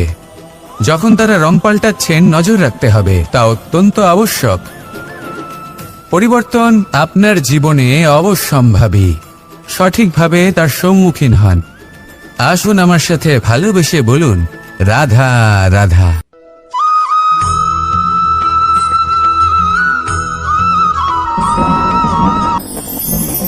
ঈশ্বর আসলে কে? সংসারের বেশিরভাগ মানুষের কাছে ঈশ্বর হলেন এই সংসারের রচয়িতা, পালনকর্তা।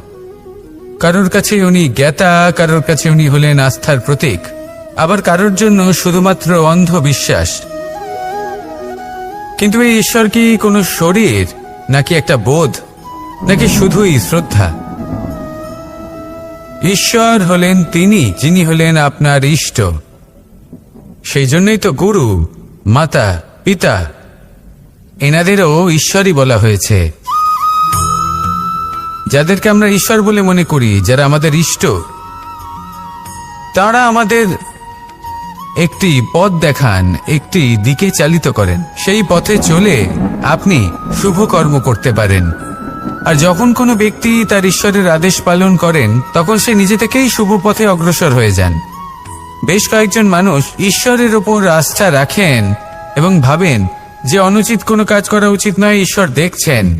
ওনারা ভয় পান যে কোনো অনুচিত কর্ম করলে কে জানে তার পরিণাম কি হবে। এমন অনেক ব্যক্তি রয়েছেন যারা ঈশ্বরকে বিশ্বাস করেন এবং জানেন যে ঈশ্বর তাদেরকে দেখছেন, তাই যে যে শুভকর্ম ওনারা করেছেন তার ফল তারা অবশ্যই পাবেন। এবার আপনি ভয় পেয়ে ঈশ্বরকে বিশ্বাস করবেন, নাকি বিশ্বাসের দ্বারা ঈশ্বরকে বিশ্বাস করবেন, সেই সিদ্ধান্ত আপনারই। কিন্তু হ্যাঁ, যদি আপনার মনে ঈশ্বরের জন্য কোনো স্থান থাকে, যদি আপনার কোনো ইষ্ট থাকেন, যদি আপনি কাউকে ঈশ্বর মনে করেন, যার প্রত্যেক আদেশ আপনি পালন করে থাকেন, তাহলে বলি ঈশ্বর কখনো আপনাকে অনুচিত পথে চালিত করবেন না। আসুন আমার সাথে ভালোবেসে বলুন, রাধা রাধা।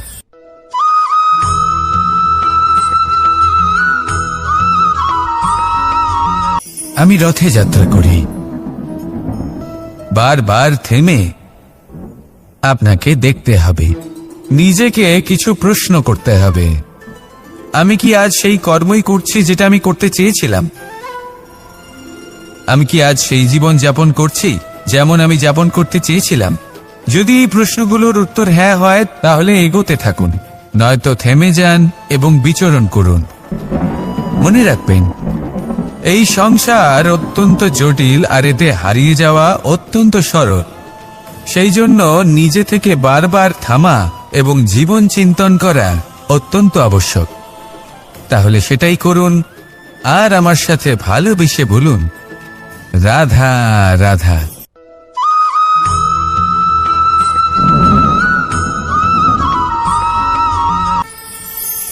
কথায় আছে যে স্বপ্ন এবং লক্ষ্য হলো একটি মুদ্রারই দুটি দিক। যতক্ষণ না স্বপ্ন দেখছেন, ততক্ষণ বুঝবেন কি করে আপনার লক্ষ্য কি? স্বপ্ন দেখে যদি নিজের লক্ষ্য বুঝতে পারেন, সেটা পেতে চান, তবেই সেটা লাভ করতে পারবেন। কিন্তু স্বপ্ন এবং লক্ষ্য এই দুইয়ের মধ্যে একটা ভারসাম্য রয়েছে, যেটা বজায় রাখা প্রয়োজনীয়। একে আমরা বলে থাকি পরিশ্রম। দেখুন, যদি আপনি স্বপ্ন দেখতে চান, তাহলে পরিশ্রম ত্যাগ করে নিদ্রা লাভ প্রয়োজন। কিন্তু যদি আপনি লক্ষ্য লাভ করতে চান, তাহলে আপনাকে নিদ্রা ত্যাগ করে পরিশ্রম করতে হবে। তাই আলস্য ত্যাগ করুন এবং সিদ্ধান্ত নিন যে আপনি কি চান। আপনার জীবনের এই তুলাদণ্ডে স্বপ্নের পাল্লা ভারী হওয়া প্রয়োজন নাকি লক্ষ্যের? আমার মতে এই দুইয়ের মধ্যে যদি ভারসাম্য বজায় রাখেন, তবে পথ নিজে থেকেই সামনে আসবে। শুধু সেই পথে অগ্রসর হতে থাকুন এবং আমার সাথে ভালোবেসে বলুন, রাধা রাধা।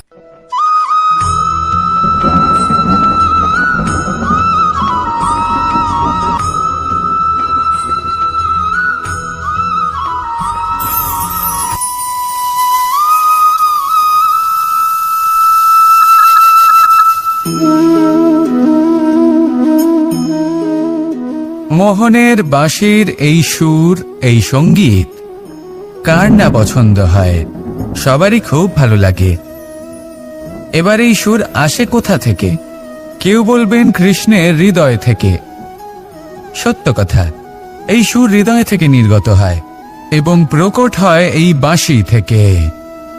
এই বাঁশিটাকে দেখুন, এই ছিদ্রগুলি দেখুন, প্রত্যেকটা সুর থেকে নিজস্ব একটা স্বর নির্গত হয়। এবার যে ব্যক্তি এই সমস্ত সুর এবং স্বর বুঝতে পারেন, এতে নিপুণ, তিনি এই বাঁশির দ্বারা যে সুর নির্গত করবেন তা তো মধুর অবশ্যই হবে। এবার জীবনের সাথেও কিছুটা এরকমই ঘটে। জীবনের কিছু নীতি থাকে, অর্থ, কুটুম্ব এবং আধ্যাত্মিক। যদি জীবনের প্রত্যেকটা মুহূর্ত সুখময় হয় এরকম আপনি চান, তাহলে এই তিনটি নীতিতে আপনাকে নিপুণ হতে হবে। কোনো একটি বিশেষ নীতির প্রতি যদি আপনি বেশি ঝুঁকে পড়েন, তাহলে বাকি দুই নীতি থেকে যা সুখ লাভ করা সম্ভব তা পারবেন না। ধন অর্জন করতে হবে পরিবারের জন্য, পরিবারের সুখ মনের শান্তির জন্য, মনে শান্তির প্রয়োজন মনের শুদ্ধতার জন্য। যখন এই মন শুদ্ধ হবে, জীবন শুদ্ধ হবে, পবিত্র হবে, সুন্দর হবে এবং ভালোবেসে বলবে, রাধা রাধা।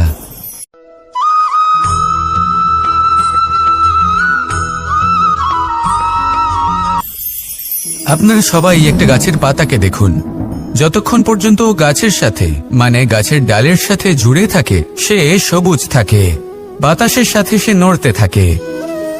যতক্ষণ পর্যন্ত ও সূর্য থেকে পাওয়া রশ্মির শক্তি গাছে পৌঁছে দেয়, ততক্ষণ ও ডালের সাথে যুক্ত থাকে। কিন্তু যখন সেই পাতা শুকিয়ে যায়, তখন তার কোনো গুরুত্ব থাকে না। সেই পাতা গাছের ডালে এবং বৃক্ষের কাছে বোঝা হয়ে থেকে যায়। এবং এমন এক সময় আসে যখন সেই ডালটি শুকনো সেই পাতাকে পরিত্যাগ করে। এটাই আমরা এই প্রকৃতিতে দেখি এবং এটাই হলো সত্য। আর এটাই আমাদের জীবনে খুব বড় একটা শিক্ষা। যদি আপনিও নিজের জীবনে নিজের আপনজনদের কাছে বোঝা স্বরূপ হয়ে দাঁড়ান, তাহলে তারা আপনাকে যতই ভালোবাসুক না কেন, ওনারা যদি নাও চান, তাহলেও এমন এক দিন আসবে যখন আপনার আপনজন আপনাকে পরিত্যাগ করবে। সেই জন্য সবসময় আত্মনির্ভর হয়ে ওঠার চেষ্টা করুন।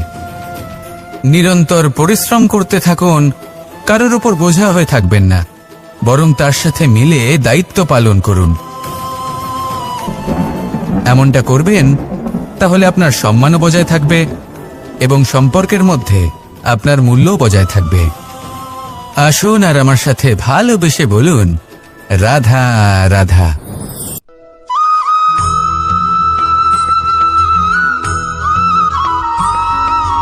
এই শুকনো পাতাটিকে দেখুন, নিষ্প্রাণ হয়ে পড়েছে।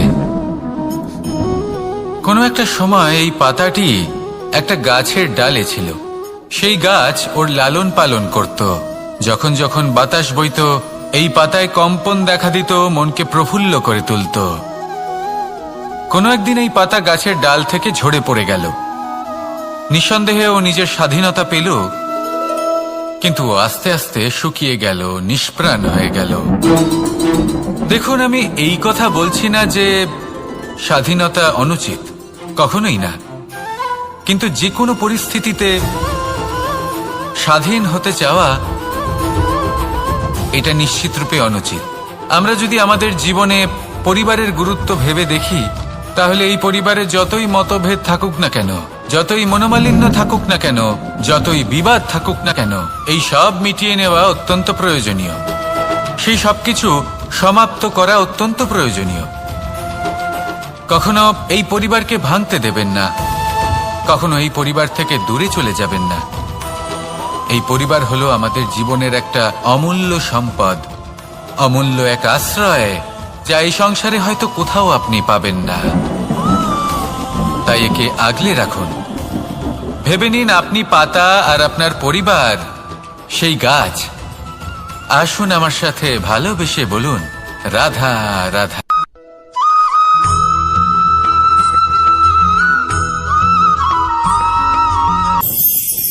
প্রেম আড়াই অক্ষর, মাত্র আড়াই অক্ষরের এই শব্দ প্রেম, এর মধ্যে ত্রিলোকের এবং সমগ্র ব্রহ্মাণ্ডের বীজ নিহিত আছে। এমন কি আছে যা এই প্রেম করতে পারে না? যেখানে শক্তি এবং বিদ্যা প্রয়োগ করে আপনি কিছুই করতে পারবেন না, সেটাও প্রেম দ্বারা অর্জন করা সম্ভব। প্রেম চাইলে পাথরেও ফুল ফোটাতে পারে।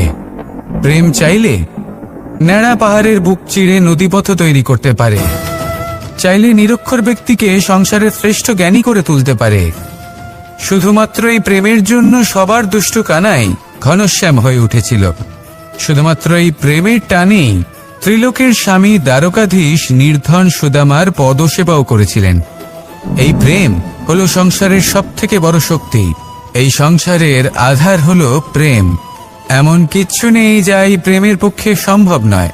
যেখানে বিদ্যা এবং শক্তি সাহায্য করতে পারে না, সেখানে এই প্রেম আপনাকে জয়ী করে দিতে পারে। তাহলে আসুন আর আমার সাথে ভালোবেসে বলুন, রাধা রাধা।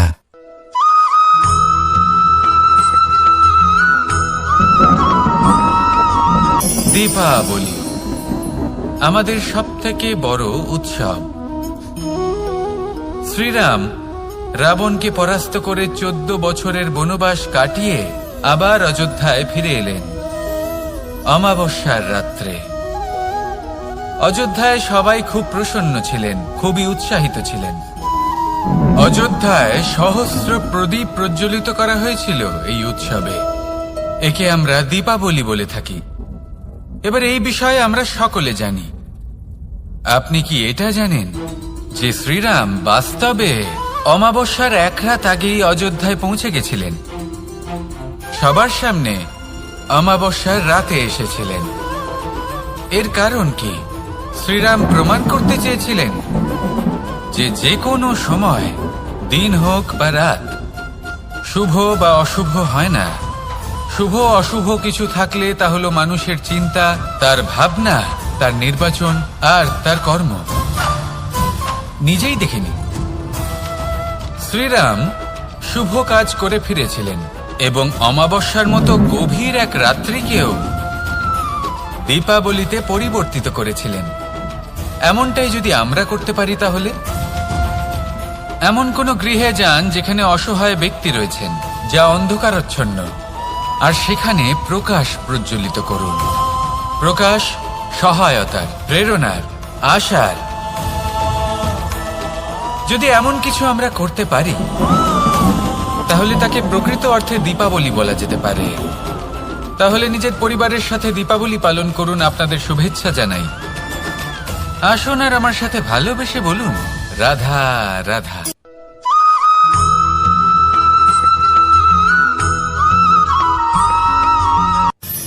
মানুষের এই জীবন, মানুষ জন্ম নেয়, একটা নির্দিষ্ট সময়ের পরে এই সংসার ত্যাগ করে চলেও যায়। এবার শুধু এটাই আবশ্যক নয় যে এই জীবনকালকে আপনি যাপন করবেন, শুধু এটাই গুরুত্বপূর্ণ নয়। আবশ্যক এবং গুরুত্বপূর্ণ হলো এটা যে এই জীবনকালে আপনি এমন কিছু করেন যাতে এই সংসারের মঙ্গল হয়, যাতে এই সংসার আপনাকে মনে রাখে, আপনার থেকে প্রেরিত হয়, আপনার মতো হতে চায়।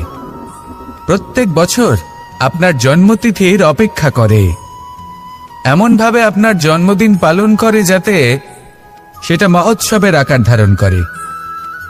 এবার এই জন্মদিন এমনি এমনি মহোৎসবে পরিণত হয় না।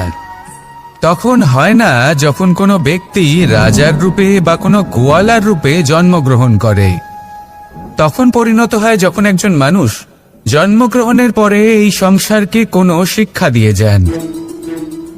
কিভাবে একজন মানুষ গোয়ালা থেকে রাজা হতে পারে, কিভাবে একজন মানুষ অসত্য থেকে সত্যের পথে চলতে শুরু করেন, অধর্ম থেকে ধর্মের পথে চালিত হতে পারেন, কিভাবে অন্ধকার থেকে প্রকাশের দিকে যেতে পারেন, কিভাবে নিজের আত্মাকে পরমাত্মার সাথে মিলিত করতে পারেন। তা সে রামনবমী হোক বা জন্মাষ্টমী হোক, তাদের জীবনের সাথে জড়িত প্রত্যেক মুহূর্ত একটা পরবের আকার ধারণ করে। তাহলে আপনিও এইভাবে নিজের জীবন যাপন করতে থাকুন। এই সংসারে শুধু ভালোবাসা বিতরণ করুন, কিছুটা এমন ভাবে বিতরণ করুন যাতে আপনি এই সংসার থেকে চলে যাওয়ার পরেও এই সংসারে আপনি শুধুই ভালোবাসা বিতরণ করতে পারেন। যদি আপনি এরকম করেন, সংসারকে প্রেরণা দেন, তাহলে আপনার জীবনও রাধা কৃষ্ণের প্রেমের মতোই অলৌকিক এবং দৈব হয়ে উঠবে। আসুন আর আমার সাথে ভালোবেসে বলুন, রাধা রাধা।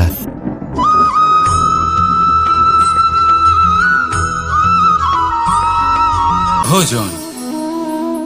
এই সংসারে যেই হোক না কেন, কোনো মানুষ হোক, কোনো প্রাণী হোক, কোনো কীট হোক বা কোনো বনস্পতি হোক, প্রত্যেকের জন্য ভোজন অতি আবশ্যক। কারণ ভোজন থেকেই শক্তি পাওয়া যায়, আর সেই শক্তি দিয়েই সংসারের, আমাদের জীবনের সমস্ত কার্য করা যায়। এবার এমন এক ধরনের শক্তি হয় যা শীতের ঋতুতে সূর্য থেকে আমরা পেয়ে থাকি, আর আরেক ধরনের উত্তাপ হয় যা দিয়ে ভোজন রান্না করা হয়, সুস্বাদু নানান ধরনের ভোজন। এবার অত্যন্ত গুরুত্বপূর্ণ হলো যে ব্যক্তি সেই ভোজন বানাচ্ছেন তার মানসিক পরিস্থিতি এবং সেই ব্যক্তি যিনি ভোজন গ্রহণ করছেন তার মানসিক অবস্থা। যখনই আপনি ভোজন বানাচ্ছেন তখন ভালোবাসার সাথে কাজটা করুন, ধন্যাত্মক ভাব নিয়ে, সৎ ভাবনার সাথে। কারণ আপনার এই মানসিক স্থিতি শক্তির আকারে সেই খাদ্যের সাথে মিলে মিশে যায়। আর যখনই আপনি ভোজন গ্রহণ করছেন তখন সদ্ভাবনার সাথে, প্রসন্নতার সাথে গ্রহণ করুন, ধন্যাত্মক ভাব নিয়ে। যদি আপনি প্রসন্নতার সাথে রান্না করেন, প্রসন্নতার সাথে খাদ্য গ্রহণ করেন, তাহলে আপনি প্রসন্নই থাকবেন, আর মন সুপ্রসন্ন হয়েই বলবে, রাধা রাধা।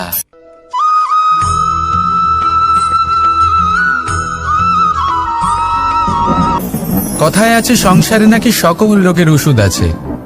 যদি আপনি নিজের শরীরকে ভালোবাসেন তাহলে ব্যায়াম করুন, যদি নিজের নিঃশ্বাস প্রশ্বাসকে ভালোবাসেন তাহলে প্রাণায়াম করুন, যদি আপনি নিজের আত্মাকে ভালোবাসেন তাহলে ধ্যান করুন, কিন্তু যদি আপনি নিজের জীবনকে, পরমাত্মাকে ভালোবাসেন তাহলে সকলকে ভালোবাসতে থাকুন। এই ভালোবাসা অত্যন্ত গুরুত্বপূর্ণ এবং আবশ্যক। ভালোবাসার থেকে ভালো না কোনো ওষুধ আছে, না আছে কোনো আসন। এর থেকে ভালো না কোনো ব্যায়াম আছে, আর না কোনো প্রাণায়াম। এই ভালোবাসা বড় বড় সমস্যারও সমাধান করতে পারে। ভালোবাসা বড় বড় বিপদকে আপনার থেকে দূর করতে পারে। এই ভালোবাসাই আপনাকে জীবনে বাঁচতে শেখায়, কারণ ভালোবাসাই হলো জীবনের আসল সত্য। তাহলে আসুন আর আমার সাথে ভালোবেসে বলুন, রাধা রাধা।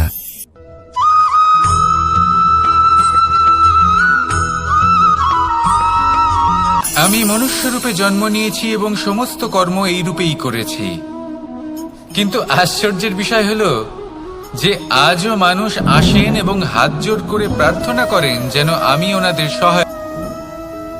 ঈশ্বর হলেন তিনি যিনি হলেন আপনার ইষ্ট। সেই জন্যই তো গুরু, মাতা, পিতা এনাদেরও ঈশ্বরই বলা হয়েছে। যাদেরকে আমরা ঈশ্বর বলে মনে করি, যারা আমাদের ইষ্ট, তারা আমাদের একটি পথ দেখান, একটি দিকে চালিত করেন। সেই পথে চলে আপনি শুভ কর্ম করতে পারেন। আর যখন কোনো ব্যক্তি তার ঈশ্বরের আদেশ পালন করেন তখন সে নিজে থেকেই শুভ পথে অগ্রসর হয়ে যান। বেশ কয়েকজন মানুষ ঈশ্বরের ওপর আস্থা রাখেন এবং ভাবেন যে অনুচিত কোনো কাজ করা উচিত নয়, ঈশ্বর দেখছেন। ওনারা ভয় পান যে কোনো অনুচিত কর্ম করলে কে জানে তার পরিণাম কি হবে। এমন অনেক ব্যক্তি রয়েছেন যারা ঈশ্বরকে বিশ্বাস করেন এবং জানেন যে ঈশ্বর তাদেরকে দেখছেন, তাই যে যে শুভকর্ম ওনারা করেছেন তার ফল তারা অবশ্যই পাবেন। এবার আপনি ভয় পেয়ে ঈশ্বরকে বিশ্বাস করবেন নাকি বিশ্বাসের দ্বারা ঈশ্বরকে বিশ্বাস করবেন, সেই সিদ্ধান্ত আপনারই।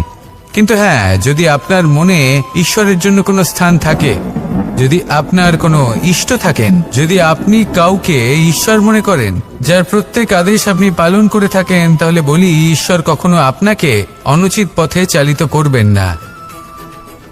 আসুন আমার সাথে ভালোবেসে বলুন, রাধা রাধা।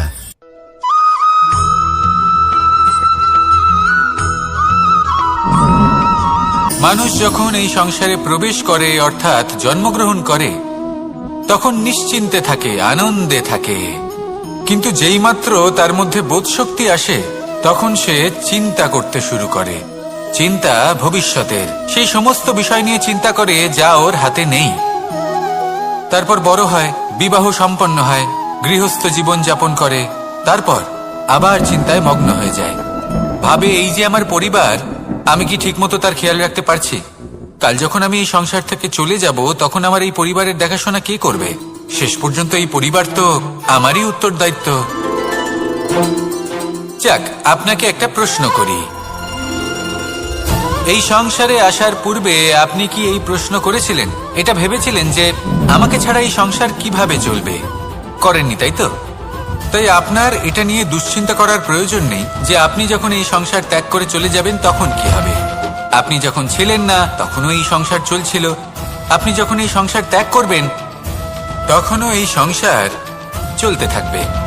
যদি কোনো বিষয়ের প্রভাব থাকে তা হলো আপনার আজকের তথা বর্তমানের কর্ম, অর্থাৎ আজ আপনি কি করছেন, কার জন্য মঙ্গল করছেন, কাকে প্রেরণা দিচ্ছেন, কাকে সাহায্য করছেন, কোন উদাহরণ প্রস্তুত করছেন। আপনি এই সংসারে যে ছবি অঙ্কন করবেন, সংসার সেটাই মনে রাখবে। তাহলে শুধু সৎকর্ম করুন, মঙ্গল করতে থাকুন, আর আমার সাথে ভালোবেসে বলুন, রাধা রাধা।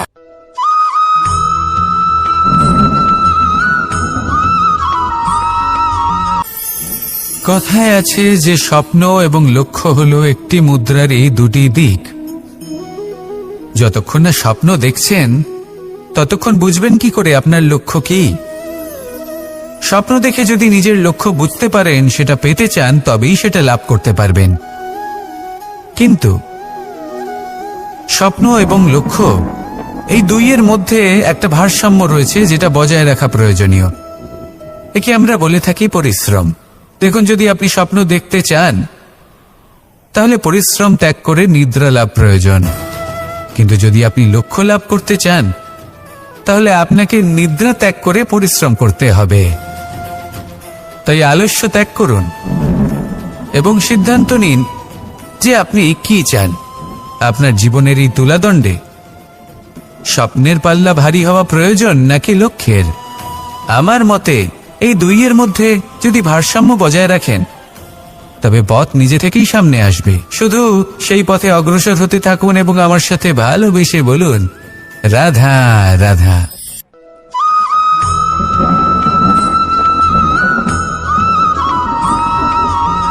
সংসারে আমাদের জীবনে যখন কোনো সুখ বা দুঃখ আসে, তার জন্য আমরা কাউকে না কাউকে অবশ্যই দায়ী করে থাকি, তাই না? এই ব্যক্তি আমাদের সাথে এরকম কাজ করেছেন, তাই আমার সাথে এমন হলো। ওই ব্যক্তি যদি এমনটা না করতেন তাহলে আজ আমি ওই স্থানে পৌঁছতে পারতাম। সবই আপনার দৃষ্টিভঙ্গির ওপর নির্ভরশীল, আর যদি আপনার দৃষ্টিভঙ্গি এমন হয় তাহলে তা অনুচিত। সত্যি কথা বলতে এই সংসারে ভিন্ন ভিন্ন ধরনের মানুষ আছে। এটা আপনার ওপর নির্ভর করছে কিভাবে তাদের স্বাগত জানাবেন। একবার ভাবুন, আমি আমার দুটো হাত সামনে নিয়ে এলাম, দুটো মুঠো খুলে দিলাম। দুই প্রকারের মানুষ আসবেন, কিছু না কিছু দিয়ে যাবেন। এই মুঠো যদি আমি বন্ধ করে দিই তাহলে না কেউ আমাকে কিছু দিতে পারবে, না আমার কিছু যাবে আসবে। নিশ্চয়ই বুঝতে পারছেন এই দুই ধরনের ব্যক্তি কারা এবং তারা কি দিয়ে যান। আমি যদি নিজের মুঠো খুলে দিই তাহলে কিছু ভালো মানুষ আসবেন, আমাকে আনন্দ, সন্তুষ্টি, জ্ঞান প্রদান করে যাবেন, ভালো অভিজ্ঞতা দিয়ে যাবেন। কোনো খারাপ ব্যক্তি যদি আসেন তাহলে তিনিও খারাপ অভিজ্ঞতা দেবেন, যার থেকে আমি শিক্ষা লাভ করব। এই সব কিছু আমি লাভ করতে পারি। মুঠো যদি বন্ধ করে রাখি তাহলে আমি কিছুই পাবো না। দেখুন, এই সংসারে প্রত্যেকের জীবনে এইরকম। প্রত্যেকের জীবনে সবকিছুই আছে, ভালো খারাপ দুই মানুষই আছে। ভালো অভিজ্ঞতা আছে, খারাপ অভিজ্ঞতা আছে। নির্ভর করছে আপনার উপর যে আপনি কি করবেন, এনাদের স্বাগত কিভাবে জানাবেন, কার থেকে কি বুঝবেন, কি শিখতে পারবেন, আর কোন দৃষ্টিভঙ্গি নিয়ে অগ্রসর হবেন। এটাই নির্ধারণ করবে যে আপনার জীবন কেমন হবে। আসুন আমার সাথে ভালোবেসে বলুন, রাধা রাধা।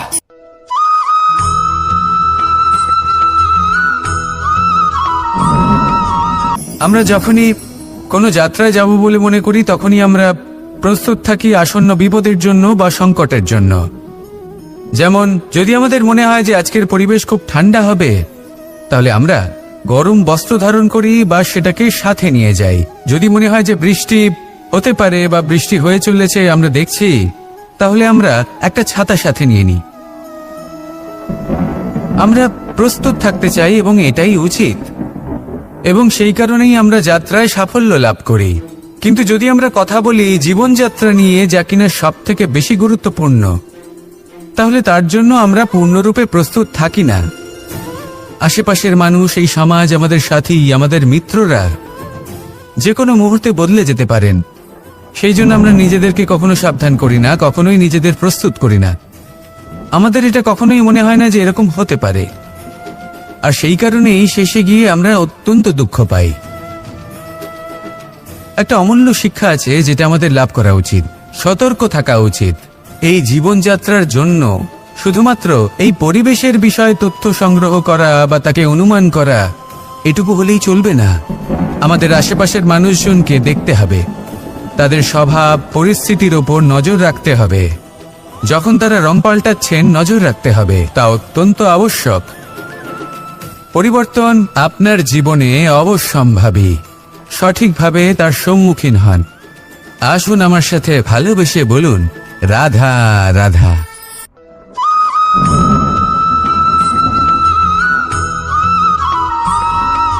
জীবনে যখন কোনো ব্যক্তি নিজের লক্ষ্য প্রাপ্তির জন্য নিরন্তর পরিশ্রম করতে থাকেন, চেষ্টা করতে থাকেন, তখন তিনি কষ্ট অনুভব করেন।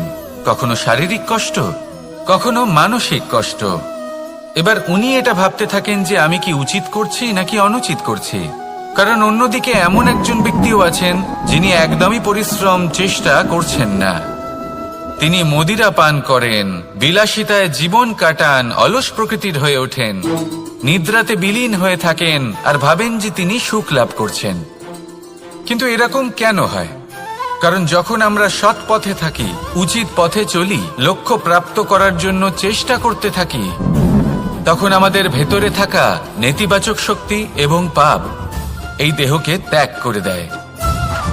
আর এই অনুভূতিটাই আমাদের দুঃখের অনুভূতি দেয়, কষ্ট দেয়। এবার সেখানে যদি আমরা কুপথে চলি, অনুচিত পথে চলতে থাকি, তাহলে আমাদের ভেতরে থাকা পুণ্য এবং ধনাত্মক শক্তি আমাদের দেহ ত্যাগ করে দেয়। আর এই অনুভূতির কারণেই আমরা সুখ অনুভব করি। কিন্তু কখনো ভাববেন যে এই সুখ বেশি সময় পর্যন্ত থাকে না। সেই জন্য সবসময় মনে রাখবেন, যদি আপনি জানেন যে এটাই আপনার লক্ষ্য, এটাই উচিত পথ, শুভ পথ, তাতে নিরন্তরভাবে এগিয়ে যেতে চেষ্টা করতে থাকুন। এই কষ্ট আপনাকে সুখের পরাকাষ্ঠায় কখন পৌঁছে দেবে তা আপনি জানতেই পারবেন না। আসুন আমার সাথে ভালোবেসে বলুন, রাধা রাধা।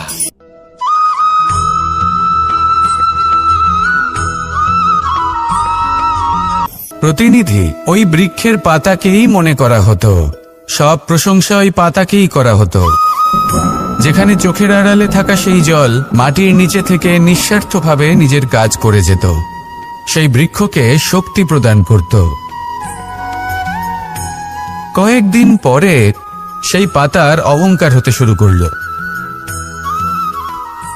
সে ভাবতে শুরু করলো যে আমিই হলাম এই জলের অস্তিত্ব, আমি আছি, সেই কারণেই এই জলের কথা স্মরণ করা হয়।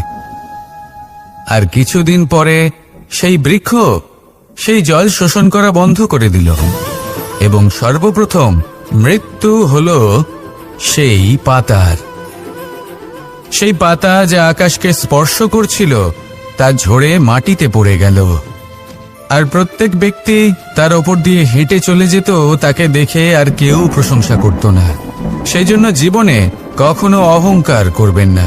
বিশেষ করে তাদের কখনো অহংকার প্রদর্শন করবেন না যাদের কারণে আপনি সাফল্য লাভ করেছেন, যারা আপনার জীবনের আধার। চিরকাল তাদের প্রতি কৃতজ্ঞ থাকুন, তাদের সাথে সম্পর্ক বজায় রাখুন, তাদের সাহায্য করুন, আর আমার সাথে ভালোবেসে বলুন, রাধা রাধা।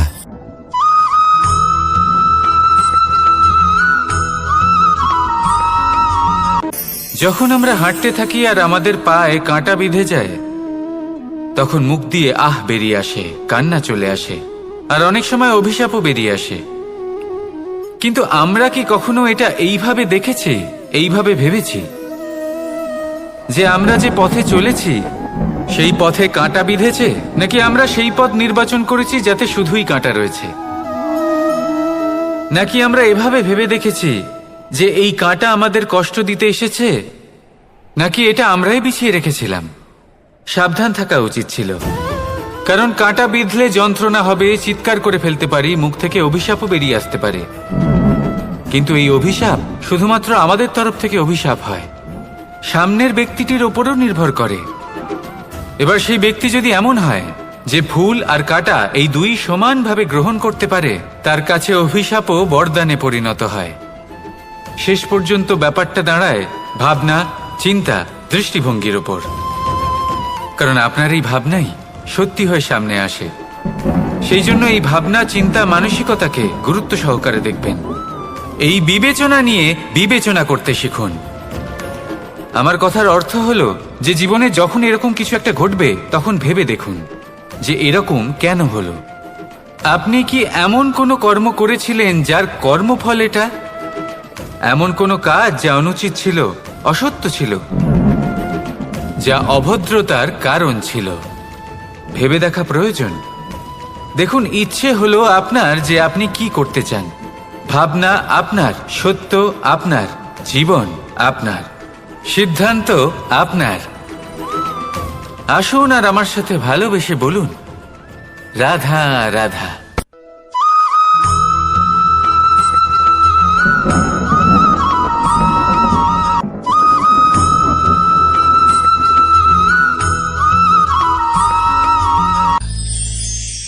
আমরা অনেকবার লোকের থেকে এই কথা শুনেছি, জীবনে যখনই ধন অর্জন করবে বাঁচিয়ে রাখবে।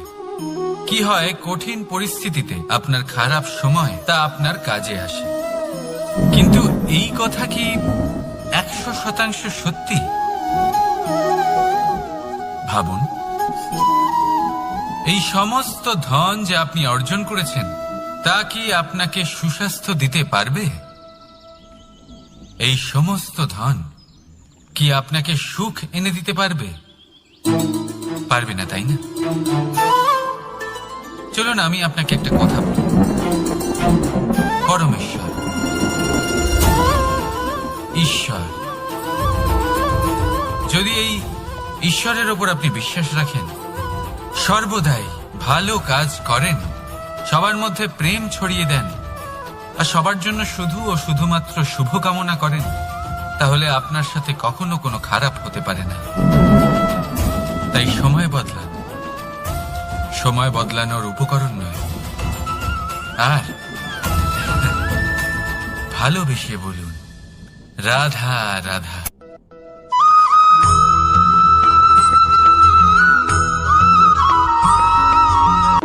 কর্ম এবং ফল, দেখতে গেলে এই সমস্ত ব্রহ্মাণ্ড এই দুইয়ের মাঝেই স্থির হয়ে আছে। মানুষজন কর্ম করেন ভালো ফল লাভের আশায়, আর ভালো ফল লাভের আশায় উনি এটাই ভুলে যান যে উনি যে কর্ম করছেন তা কি করছেন। আমি বলেছিলাম কর্ম করুন ফলের চিন্তা না করে, কিন্তু কি কর্ম করছেন সেই বিষয়ে ভাবাটাও অত্যন্ত আবশ্যক। নয়তো অনেক সময় আমরা এমন কর্ম করে ফেলি যা না চাইতেও বিষে পরিণত হয়, যা হয়েছে দুঃশাসনের সাথে, দুর্যোধনের সাথে, গুরু দ্রোণের সাথে। একজনের মানসিকতা উচিত ছিল না, একজনের বিবেক উচিত ছিল না, আরেকজন যে পক্ষ নির্বাচন করেছিলেন সেই পক্ষ উচিত ছিল না। আর যা কিছু ওনাদের সাথে হলো, আপনার, আমার, আমাদের সকলের সাথে তা হতে পারে। আমি বলেছিলাম কর্ম করুন, ফলের চিন্তা করবেন না, কিন্তু এই কর্মের বিষয়ে বিচার করে দেখাটাও ততটাই আবশ্যক। দেখুন, কর্ম করার উচিত প্রক্রিয়া ফলের চিন্তা না করা, কিন্তু যদি আপনার কর্ম শুভ হয় তাহলে তার ফলও নিয়তি আপনাকেই দেবে। সর্বদা কর্ম করার সময় এটা ভাবুন যে আপনার এই কর্ম এই সংসারকে, এই সমাজকে, আপনার পরিবারকে, আপনার আশেপাশের মানুষজনকে কোন দিশায় নিয়ে যাবে। যদি এটা সবার জন্য মঙ্গলময় হয় তাহলে কর্ম করতে থাকুন। আর হ্যাঁ, নিশ্চিত রূপে ফলের চিন্তা করবেন না। আসুন আমার সাথে ভালোবেসে বলুন, রাধা রাধা।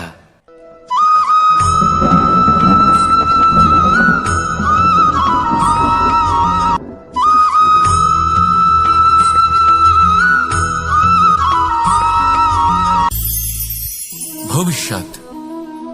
সংসারে এমন কোন ব্যক্তি আছেন যিনি নিজের ভবিষ্যতের বিষয় ভাবেন না?